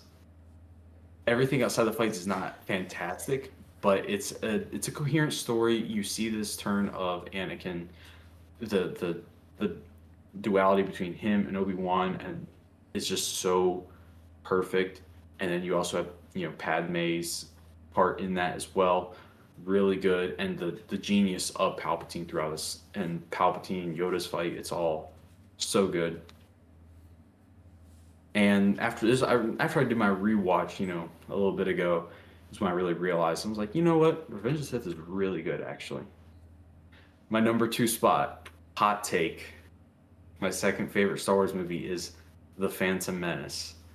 I have no clue where the hate for this movie comes from. I've heard people say it's because everything on Tatooine sucks. And I do not know where that comes from. I love everything on Tatooine. I love Anakin as the little boy, how innocent he is, him and his mom, the dire situation they're in, the pod racing. I love Qui-Gon, talking with him and Obi-Wan on that planet. Like, meanwhile, Maul is hunting them down. That stuff is awesome to me. I love the Tatooine stuff in that movie. And then on top of that, when they leave and Anakin's doing things like to actually save the day in the spaceship, blowing things up, all that jazz, and the fight, Duel of the Fates with Qui-Gon, Obi-Wan, and Maul, it's one of the best fights in Star Wars. It's great. And the ending of Qui-Gon, dying, and Duel of the Fates is really just a duel for the fate of Anakin, because if Qui-Gon had not died, he probably would have raised Anakin correctly. It's not Obi-Wan's fault. I'm not putting on Obi-Wan, but Obi-Wan was not supposed to be the master to Anakin. That was supposed to be Qui-Gon. And you see the duality of what would have happened there. So overall, that's number two for me is Phantom Menace. Number one is A New Hope. I think A New Hope is a perfect movie. I find the whole story arc of that movie to be the best. You see, like, it feels different than I think all the Star Wars movies with how you're put in this world that you don't know anything about. Learn about lightsabers, all that jazz. I think Luke and Han in this movie are great. Their development throughout it, how they go to the Death Star, and honestly, this movie can stand on its own. It does not need Empire and Return of the Jedi, and that's why I love this movie. To me, like every time I watch it, I'm just like, this is just such a good movie. I think the last bit is probably the weakest part when he actually does blow up the Death Star. But overall, A New Hope is like a 9.5 for me. So that's my list. I didn't really do number rankings for those, but you guys got it. Number ratings. I did the rankings. So, any surprises there, or you can go through yours first? Yeah, Because I am surprised that we are drastically different, and so I'm looking forward to this because, wow, yeah, no, we're all over the place different. Um, but I will say, quick little note about episode one that you mentioned real quick before I get into my ratings. Do you ever play the old Pod Racer game, like N64, PS1? Do you have any interest I in don't stuff like think that? so. Does What that do you mean? sound like a game that you would be interested in? That type of stuff, like a Star Wars racing game with like pod Yeah. racing and stuff like that? Because they are coming out with a new. I think it's in October. There's a new. It's like really nice, shiny, looks good, really good graphics, everything like that. Star Wars Galactic Racer. I'm looking forward to that. Mm, There's two racing games coming out this year. I'm really excited for. I'm not a big racing game fan, but the Forza Horizon 6 is really. The Forza Horizon games are always really good. They're made by Xbox, but yeah. they're coming to PlayStation now. So that looks really good. It's gonna be in Japan. They got a lot of good cars. It's like open world car game. You could like go around Wow. Japan, and then there'll be like races that you can go and compete in or whatever. And they're gorgeous. They're just like some of the best looking games ever, as far as like the scenery and everything. Like so, I'm really looking forward to that. But then also, Star Wars Galactic Racer is going to be like a new version of that pod racer, except it's going to be even more variety of uh, ship types and stuff like that. It's going to be Star Wars racing. That looks really good as well. So I was just curious about that because I know you have a PS5. I have a PS5. We could play that sometime. It'd be fun. Yeah. Um, all right. So I'm going to go ahead and give my. I'm going to rank the 9 Star Wars movies, nine numbered movies. Um, I do want to say, I these are not. I don't think these are ranked in like the quality. I think the quality for Star It's Wars your movies, personal favorites. these are my personal favorites in that this is like how much I would want to watch one of these. Like number one is like the top one is gonna be the one that like I can almost always You would watch. just watch right now. I'll be able to like watch the whole thing. Like I enjoy the whole thing or whatever. The bottom one is one that like I might not ever watch again. Like we'll get there, but this is like kind of on enjoyability for me. Like how much do I enjoy that movie I specifically? get It that. is not. I do not think that this ranking in any way is based on the quality of the movie. I think that the Star Wars movies are consistently inconsistent, and that I don't think any of them are great. You said I disagree, but you said New Hope was a 9.5. I don't think anything in Star Wars movies wise is probably above like a 7.5. Um, you're crazy. I I think just you're insane. maybe New Hope, maybe New Hope because New Hope, like you said, does stand on its own. I just really think it falls off a cliff at the end. Um, but I think that like there's like a lot of good stuff, but they just story wise or whatever and like pacing wise they flop all over the place consistently in every movie. Um, that's just kind of what Star Wars did. Like Star Wars is not written and paced like a movie; it's written and paced like a Shakespeare play, a little Yeah. bit. So in that aspect, I don't think that the stories play very well pacing wise as a movie, and that's always been like a gripe I had with them. But that's just kind of a personal thing. So this is just more so like how much do I enjoy each movie ranked from the least to the most. Yeah. All right, so at the bottom of the list, the number 9 on my list of the Star Wars uh, numbered entries, I have Episode 2 Attack of the Clones. I hate this movie. This is in my top 5 worst movies of all time. I don't know why. Everyone, everyone talks about nostalgia and how nostalgia is a good thing. I have something unique with this movie where I have a nostalgic hate for this movie. I remember being a little kid seeing trailers for this movie and not liking it. Um, and being like, Jeez. I can't wait for that movie to come out and me to be wrong. I wanted the movie to come out because I was like, I don't know why. I can remember vividly trailers for this movie, and I had toys for this movie or whatever, and I just did not like it from the get go. I don't know why. And I have watched this movie so many times. I don't know why I don't like this movie. I can't give you a valid reason.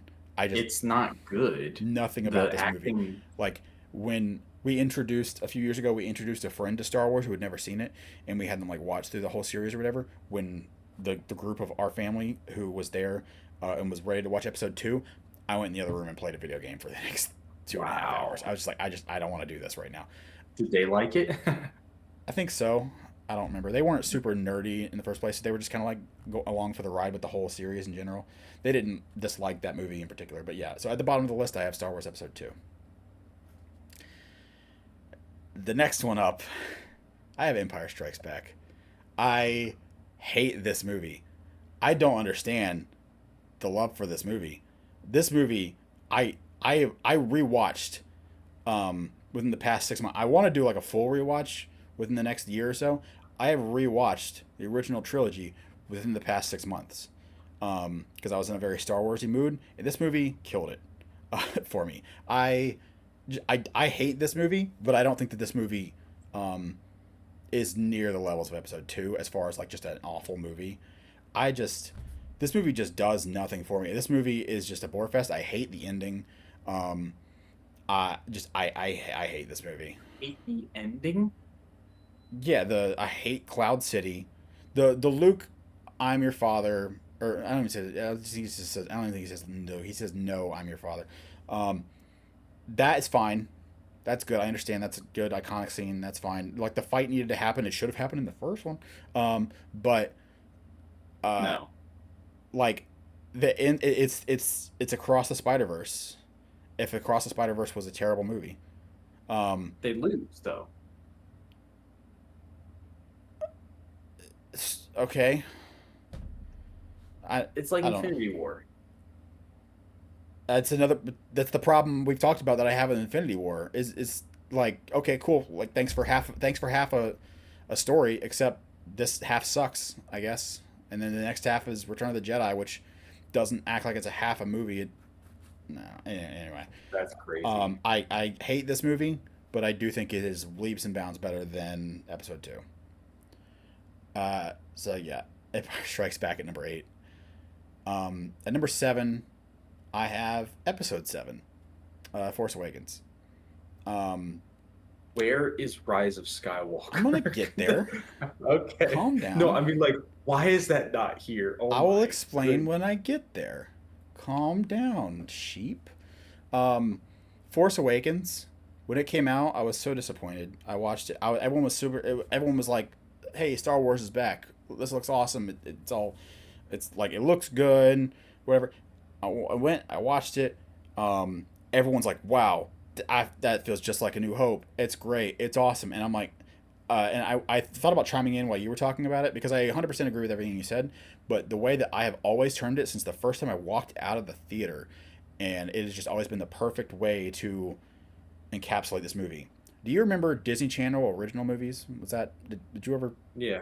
like when a Yeah. show was popular? Sometimes they would get a little bit more budget and they would make like a full feature length movie, but it would premiere on Disney. It'd be like with the Yeah. Disney show cast, or I think Zach, Sweet Life of Zach and Cody and stuff like that had some of those like that. So it was a little bit Yeah. higher budget than the show, but it was still like a made for TV movie. Like I think the Yeah. like the Descendants movies and stuff like that is that kind of stuff. This Yep. is Star Wars, the Disney Channel movie.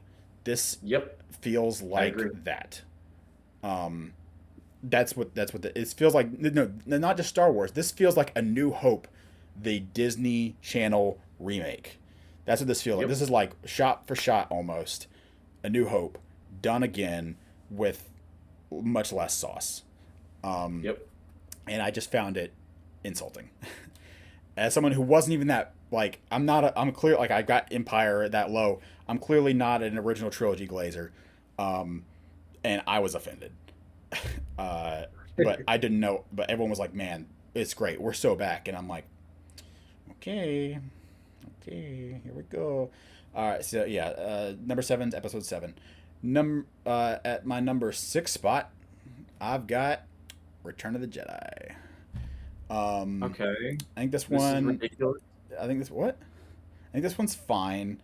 Um, like I have these listed out as like good, not good, whatever, blah blah blah. This is the first in my uh, category of okay. I enjoy it. I agree the Ewoks thing is just kind of whatever. I like the indoor vibe personally, like with the speeders and everything like that. That vibe hits me a lot better than like Hoth, for instance. I like the I, grassy indoor better, the setting and stuff like that.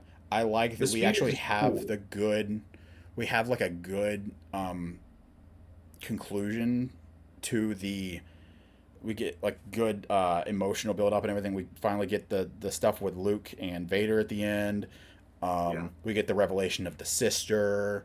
We get the him ticking Luke off, and Luke kind of going berserk mode a little bit because of the sister being brought up. There's a lot of good moments. Yeah. You got like the Emperor is actually like involved. Um, like there's some stupid stuff with Endor, but outside of this, I think that this is a fun, good, decent Star Wars movie. It suffers from the same thing, like the same thing that all the original trilogy suffers from, is that like they're very limited in their technology, but they're working with it. There's still a lot of really cool stuff they do, but as far as like the fights go, this is the best fight in the original trilogy, but that's not saying much. The original trilogy fights suck compared, but I mean, it's from still it's enjoy. I think that this is by far the best one. yeah.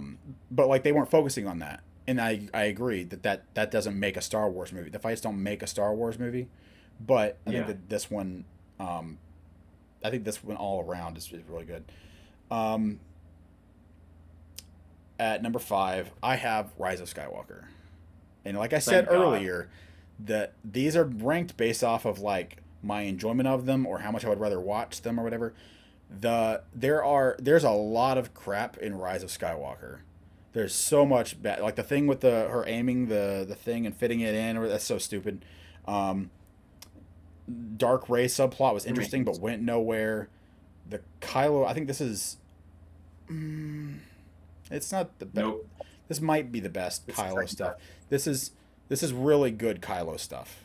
Um, Good Kylo. I like Kylo slash Ben. Like that character arc was what I was most invested in this trilogy was Kylo's character arc, and I love I like the final act of this movie. Once they're like, all right, we got to go fight Palpatine. Kylo's switching sides. Yeah. He's Ben now. We're doing some Force crazy magic. Um, done like bring it on. This is like anime bullcrap out the wazoo. Let's do it. I love Yeah. it. And that the last like 10% of this movie, I'm like, nice, whatever. Um, outside of that, it's pretty much garbage. But that the last confrontation between Kylo and his the Knights of Ren and um, Ray and Palpatine, in my opinion, is like a top five Star Wars scene. Um, That's I insane. I I love that. I don't care. Um, and then so that's number five. Number four, I have episode one. I like episode one a good bit. I rewatched it like a year or two ago. Um, I think the pacing, like I've said with all these movies, is not great in episode one. But I agree with you. Tatooine is good. Um, this was our first foray into the very political nature of the sequel trilogy or the prequel trilogy. I mean, and I think it's probably done best in this one. To be honest, it's the least boring when it comes to the politics of it. It's the most interesting politically, I guess, or at least for me. That's very subjective. I think the third is close with the politics. Yeah, um, but and of course you got the dual fates at the end. Maul's a great uh, Yeah. antagonist threat. I don't know what you would call him. Um, there's a lot of cool stuff that you already brought up about it. Who doesn't love pod racing? It's peak.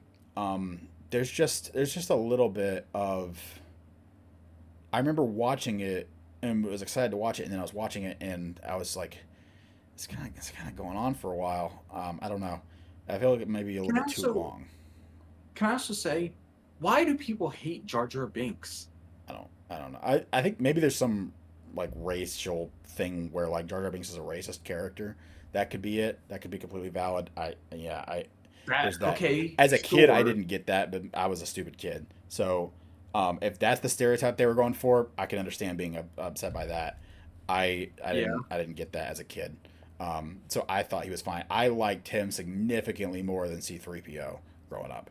I thought C3PO was way worse of a character. I've always You disliked see C3PO. Scorpio is like, dude, just shut up. Yeah, especially in But I still love especially in my number three pick, A New Hope. C3PO is absolutely awful. him. He's so annoying. But I Yeah, have he's New Hope at number yeah. three. Um, I I think New Hope. You oh my goodness. I think New Hope is a little bit boring sometimes, but it has a good plot. It has a good foundation. You got the hero's journey. You got him being a farm boy on the planet, the desert, and everything, and like it's good. Like it has all the cornerstones there. I think it really just kind of falls apart. It just it's just kind of aimless. But like once they get to the Death Star and they got to go in and save Leia and everything like that, I think that's good. It starts getting a little hairy, but I like that. Pretty much like up until the escape, I'm good with. I'm great. I think it's great. Really original stuff or whatever. Like really good world building, all that stuff. Um, I don't like. I don't care about the symbolism. It's just so it doesn't work for me. Ben's sacrifice or whatever, the way it's handled. I think that's I think that's fine. It's just so sloppy to me. But it's also like you got to factor in they couldn't do much with what they had or whatever. But I don't like the way it's handled, and I never have and I never will. Um, I find that so unsatisfying. I would much rather you somehow work in Luke coming back for revenge or something. Like you give Luke his actual first confrontation face to face with Vader rather than Luke is on the plane now blowing up the Death Star. I don't care I for the disagree. I don't care for the trench run Death Star thing or whatever, especially if we're gonna recycle it again in two movies. Um, I don't know. I just The trench run, I think, is the weakest part of the movie. Like anything after the escape it's is to me the part that I'm like, okay, I'm ready for the end of the movie now. it's a problem that I like. There was another movie that I said that like a while ago in my review. It was like a new movie where I'm like, it just goes on too long. It should be done here, and they add just like a whole nother section. I forget what movie that was, but that's just a thing. And I've been saying that a lot of movies have been doing it recently. It's like a recency problem with movies. But now I'm thinking about it, like Star Wars says it, like it should have found a way to wrap it up here, or have Luke have like a final standoff with Vader, I don't think so. instead of the I don't trench agree with run. you there. I just feel like, it was limited then in what they could do, I, and they I made do with what they I had. guess, but I'm like, people need to take the nostalgia glasses off and see how dated it really is. Um, like what's good in New Hope is good, but there's Story. a lot that's dated. Um, and so that's at number three. Number two, I've got the Last Jedi. I can't believe you have that this high. I I knew don't you know liked why. it, but Ever since I walked out of the theater, I was like, that's my second favorite movie in the trilogy. Or in the series. That's great. I've been a diehard defender since day one. Um, I love this. I love the vibe. I love the setting. The only thing I like the bottle episode ish nature that is the ship. You've got the stuff going on with Ray and Luke. That story is interesting. You have the ship stuff, which is interesting. The only thing I don't like is um, Casino. the casino planet is awful, and the not killing off Leia in space, like the Yeah. space Leia stuff, is really bad. Um, Outside of that, I think that this movie's great. I love everything about this movie. Luke is fine. Luke is in character. I have no problem with Luke's stuff. People are wrong about that, in my opinion. Luke is also literally Yoda. I've seen people saying that this is like a carbon copy of Empire, which but then they love Force Awakens. I don't get that at all. I have heard their reasoning for it. I can understand their reasoning for it. I completely disagree. When I was watching this, I was like, this is completely fresh. This is all new.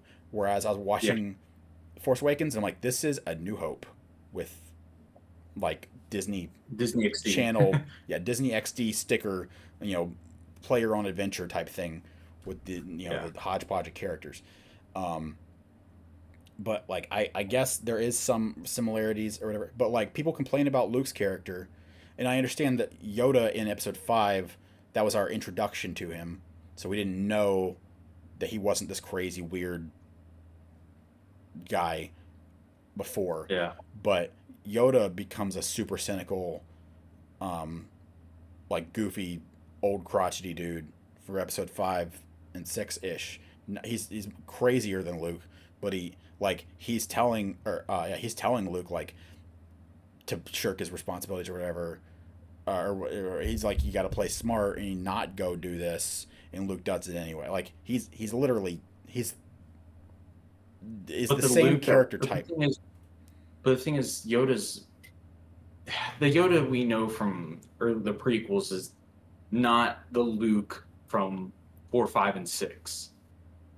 The Luke from 4, 5, and 6 would not be the Luke from The Last Jedi. Yeah, he I would. understand that. Yeah, he would. No, I Yeah, he don't think would. so. It's been so long that like one people do change over the time, but also you see parts of that. I recently heard someone make the case. You see that in Return of the Jedi, where where Vader threatens Leia, and Luke goes berserk for a second. He gets that like the red in his eye, like he's gonna kill him. And then he stops, and that's what he does with Kylo. He almost does it because he's scared for his family and for the people he cares about, but he doesn't do it. It's Luke. It's fine. Yeah, it's Yes, but there's he nothing. wouldn't have just crawled into a hole. If he didn't have anything else, he could. That's what He wouldn't have that's just. what literally every Jedi surviving did after But Episode Luke's 3. not the typical Jedi. Yes, he is. Luke's not that No, special. he's not. Um, and then okay, so yeah, that's my number two, and then number one, I have Revenge of the Sith. Um, I think that if anything, this might have the worst pacing issues of any in this series, but it's got the highest highs. In my opinion, a lot of the politics stuff is really bogged down in here. But you got the Mustafar fight.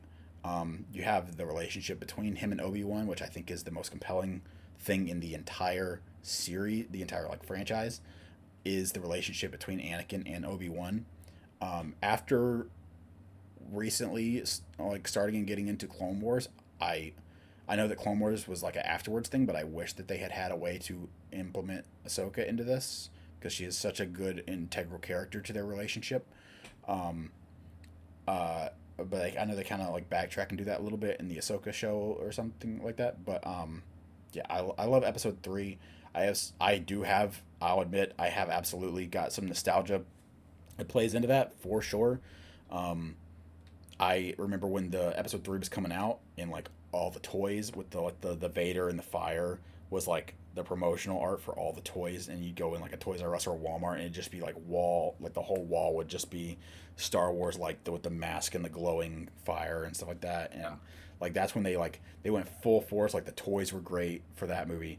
The lightsabers that they did for that movie, they like went all out and made these really good lightsabers that like completely retracted and sprung up. They were super good. So I love Episode 3. I have the most fond memories of it. Um, yeah, that's my number one. Well, Also, we definitely. I think you I don't know, like I believe that you actually could have those takes or whatever. But when I was doing this, I was like, man, should I be doing the playing the game a little bit, and I should put Empire higher because obviously it's part of the original You're trilogy. definitely too low on it. I'm I sorry, know but I am. To be fair, the I I know am I your am. father line alone brings it up.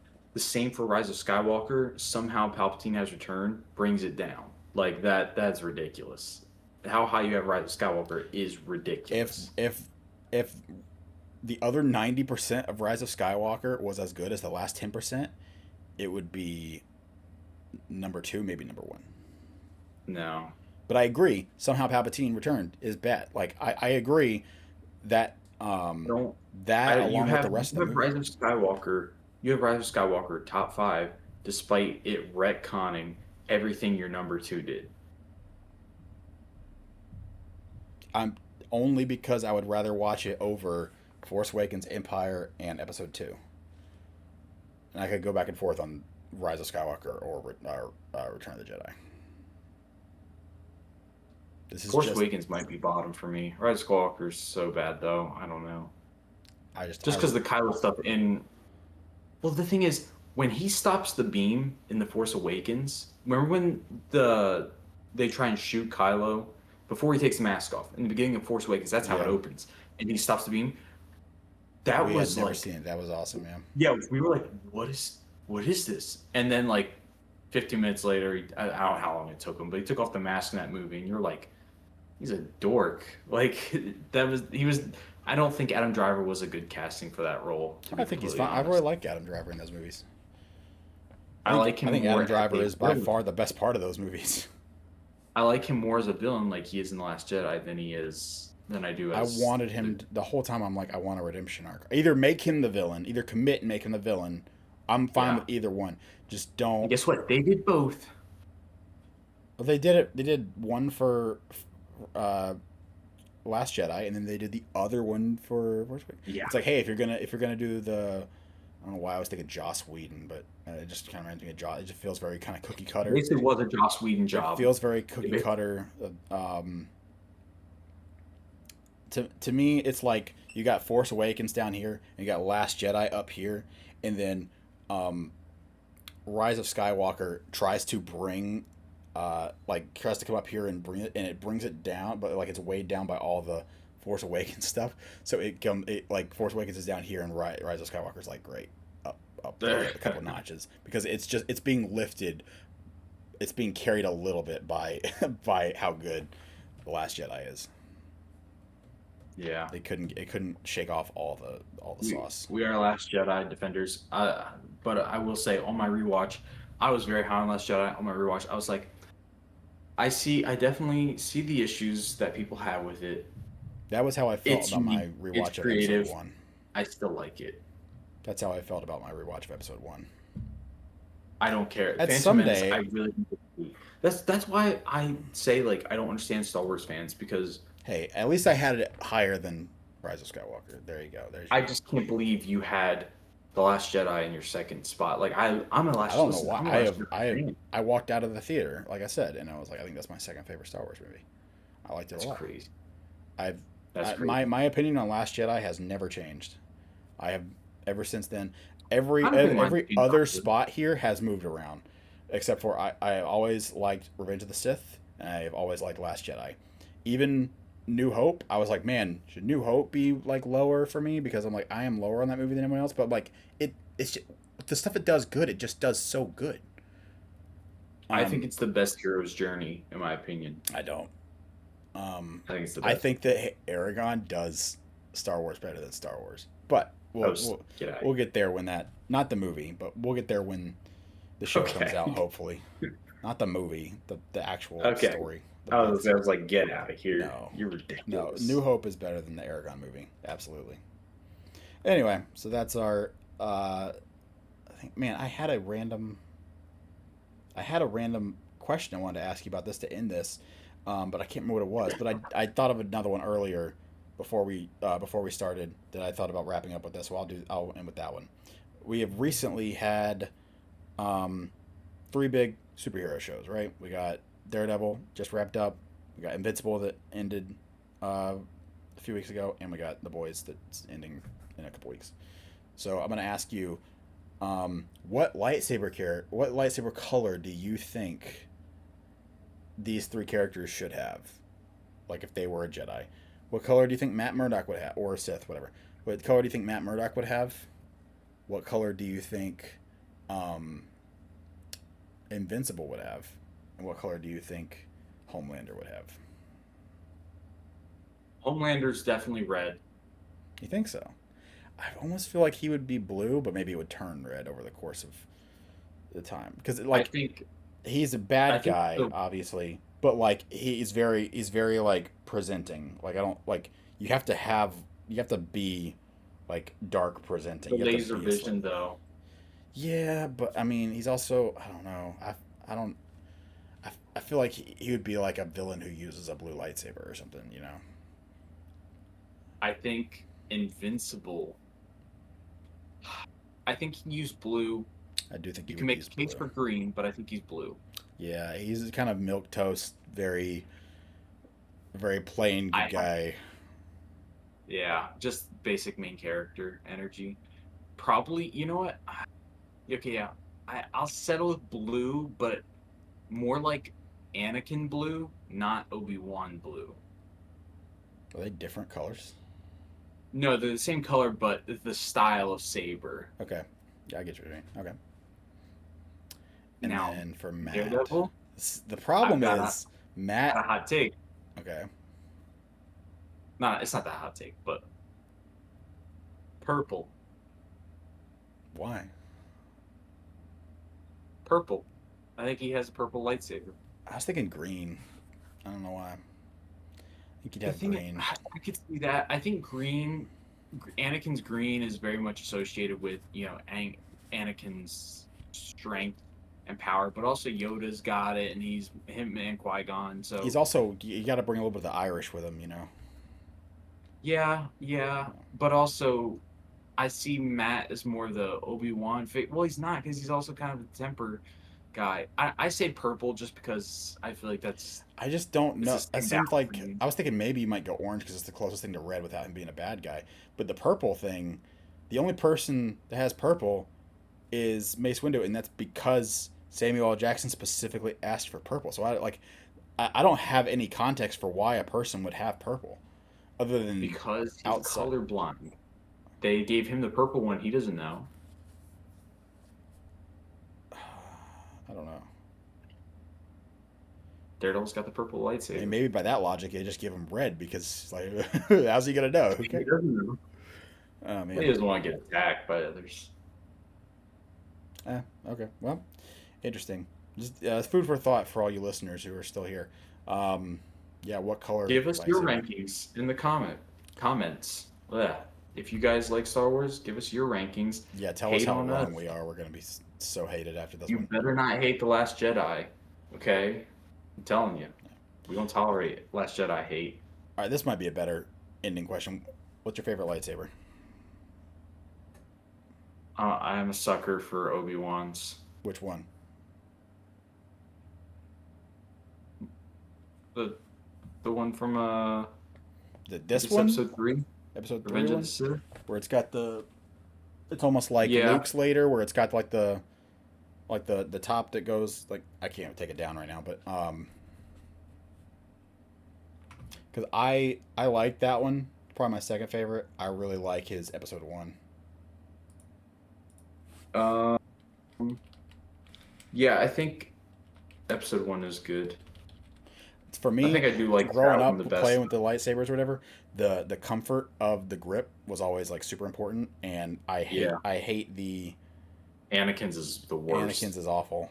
I hate the almost called it a Bowflex. I forget what that's called, man. It's a camera piece. It's part of a Yeah, camouflage. you're talking about that one. Yeah, that's probably my favorite, comfort wise or whatever. Yeah. I think I like that one as well, but I do like the one you have hanging up there. The Yes, I do like that I one. like that one as It just well. the The balance on it. the little square piece is all the way at the bottom, so you have a good grip higher up. So Yeah. it's good. All right, cool. Yeah, no Ahsoka up in here. She's got some cool lightsabers. Yeah. Alrighty, we'll go ahead and end there. Thanks for watching. Bit of a long one today. Uh, should hopefully be able to wrap them up quicker in the next few episodes because not have as much big stuff to talk about. Um, but I think maybe we'll lean in a little bit more Star Wars stuff. So we'll see how this goes. Maybe we'll get crucified and we will never touch Star Wars again. So okay, well I guess we'll see you guys later. Um, you want to exit this one or you want me to exit this one? Since you opened it, you want to close this out? All good. Like, comment, subscribe. Let us know your rankings for Star Wars. Let us know your thoughts on the Daredevil, season finale, season as a whole. What's your score? Do you like the boys? Whatever's going on. Did you like my review of The Big Short? All that jazz. So, yeah. Also, like the shorts, share them, whatever. Let's get this community growing. Okay. Appreciate it all. Ben, that's Justin. This is Mass and Cal, and we'll catch you guys next time. All right, see you guys.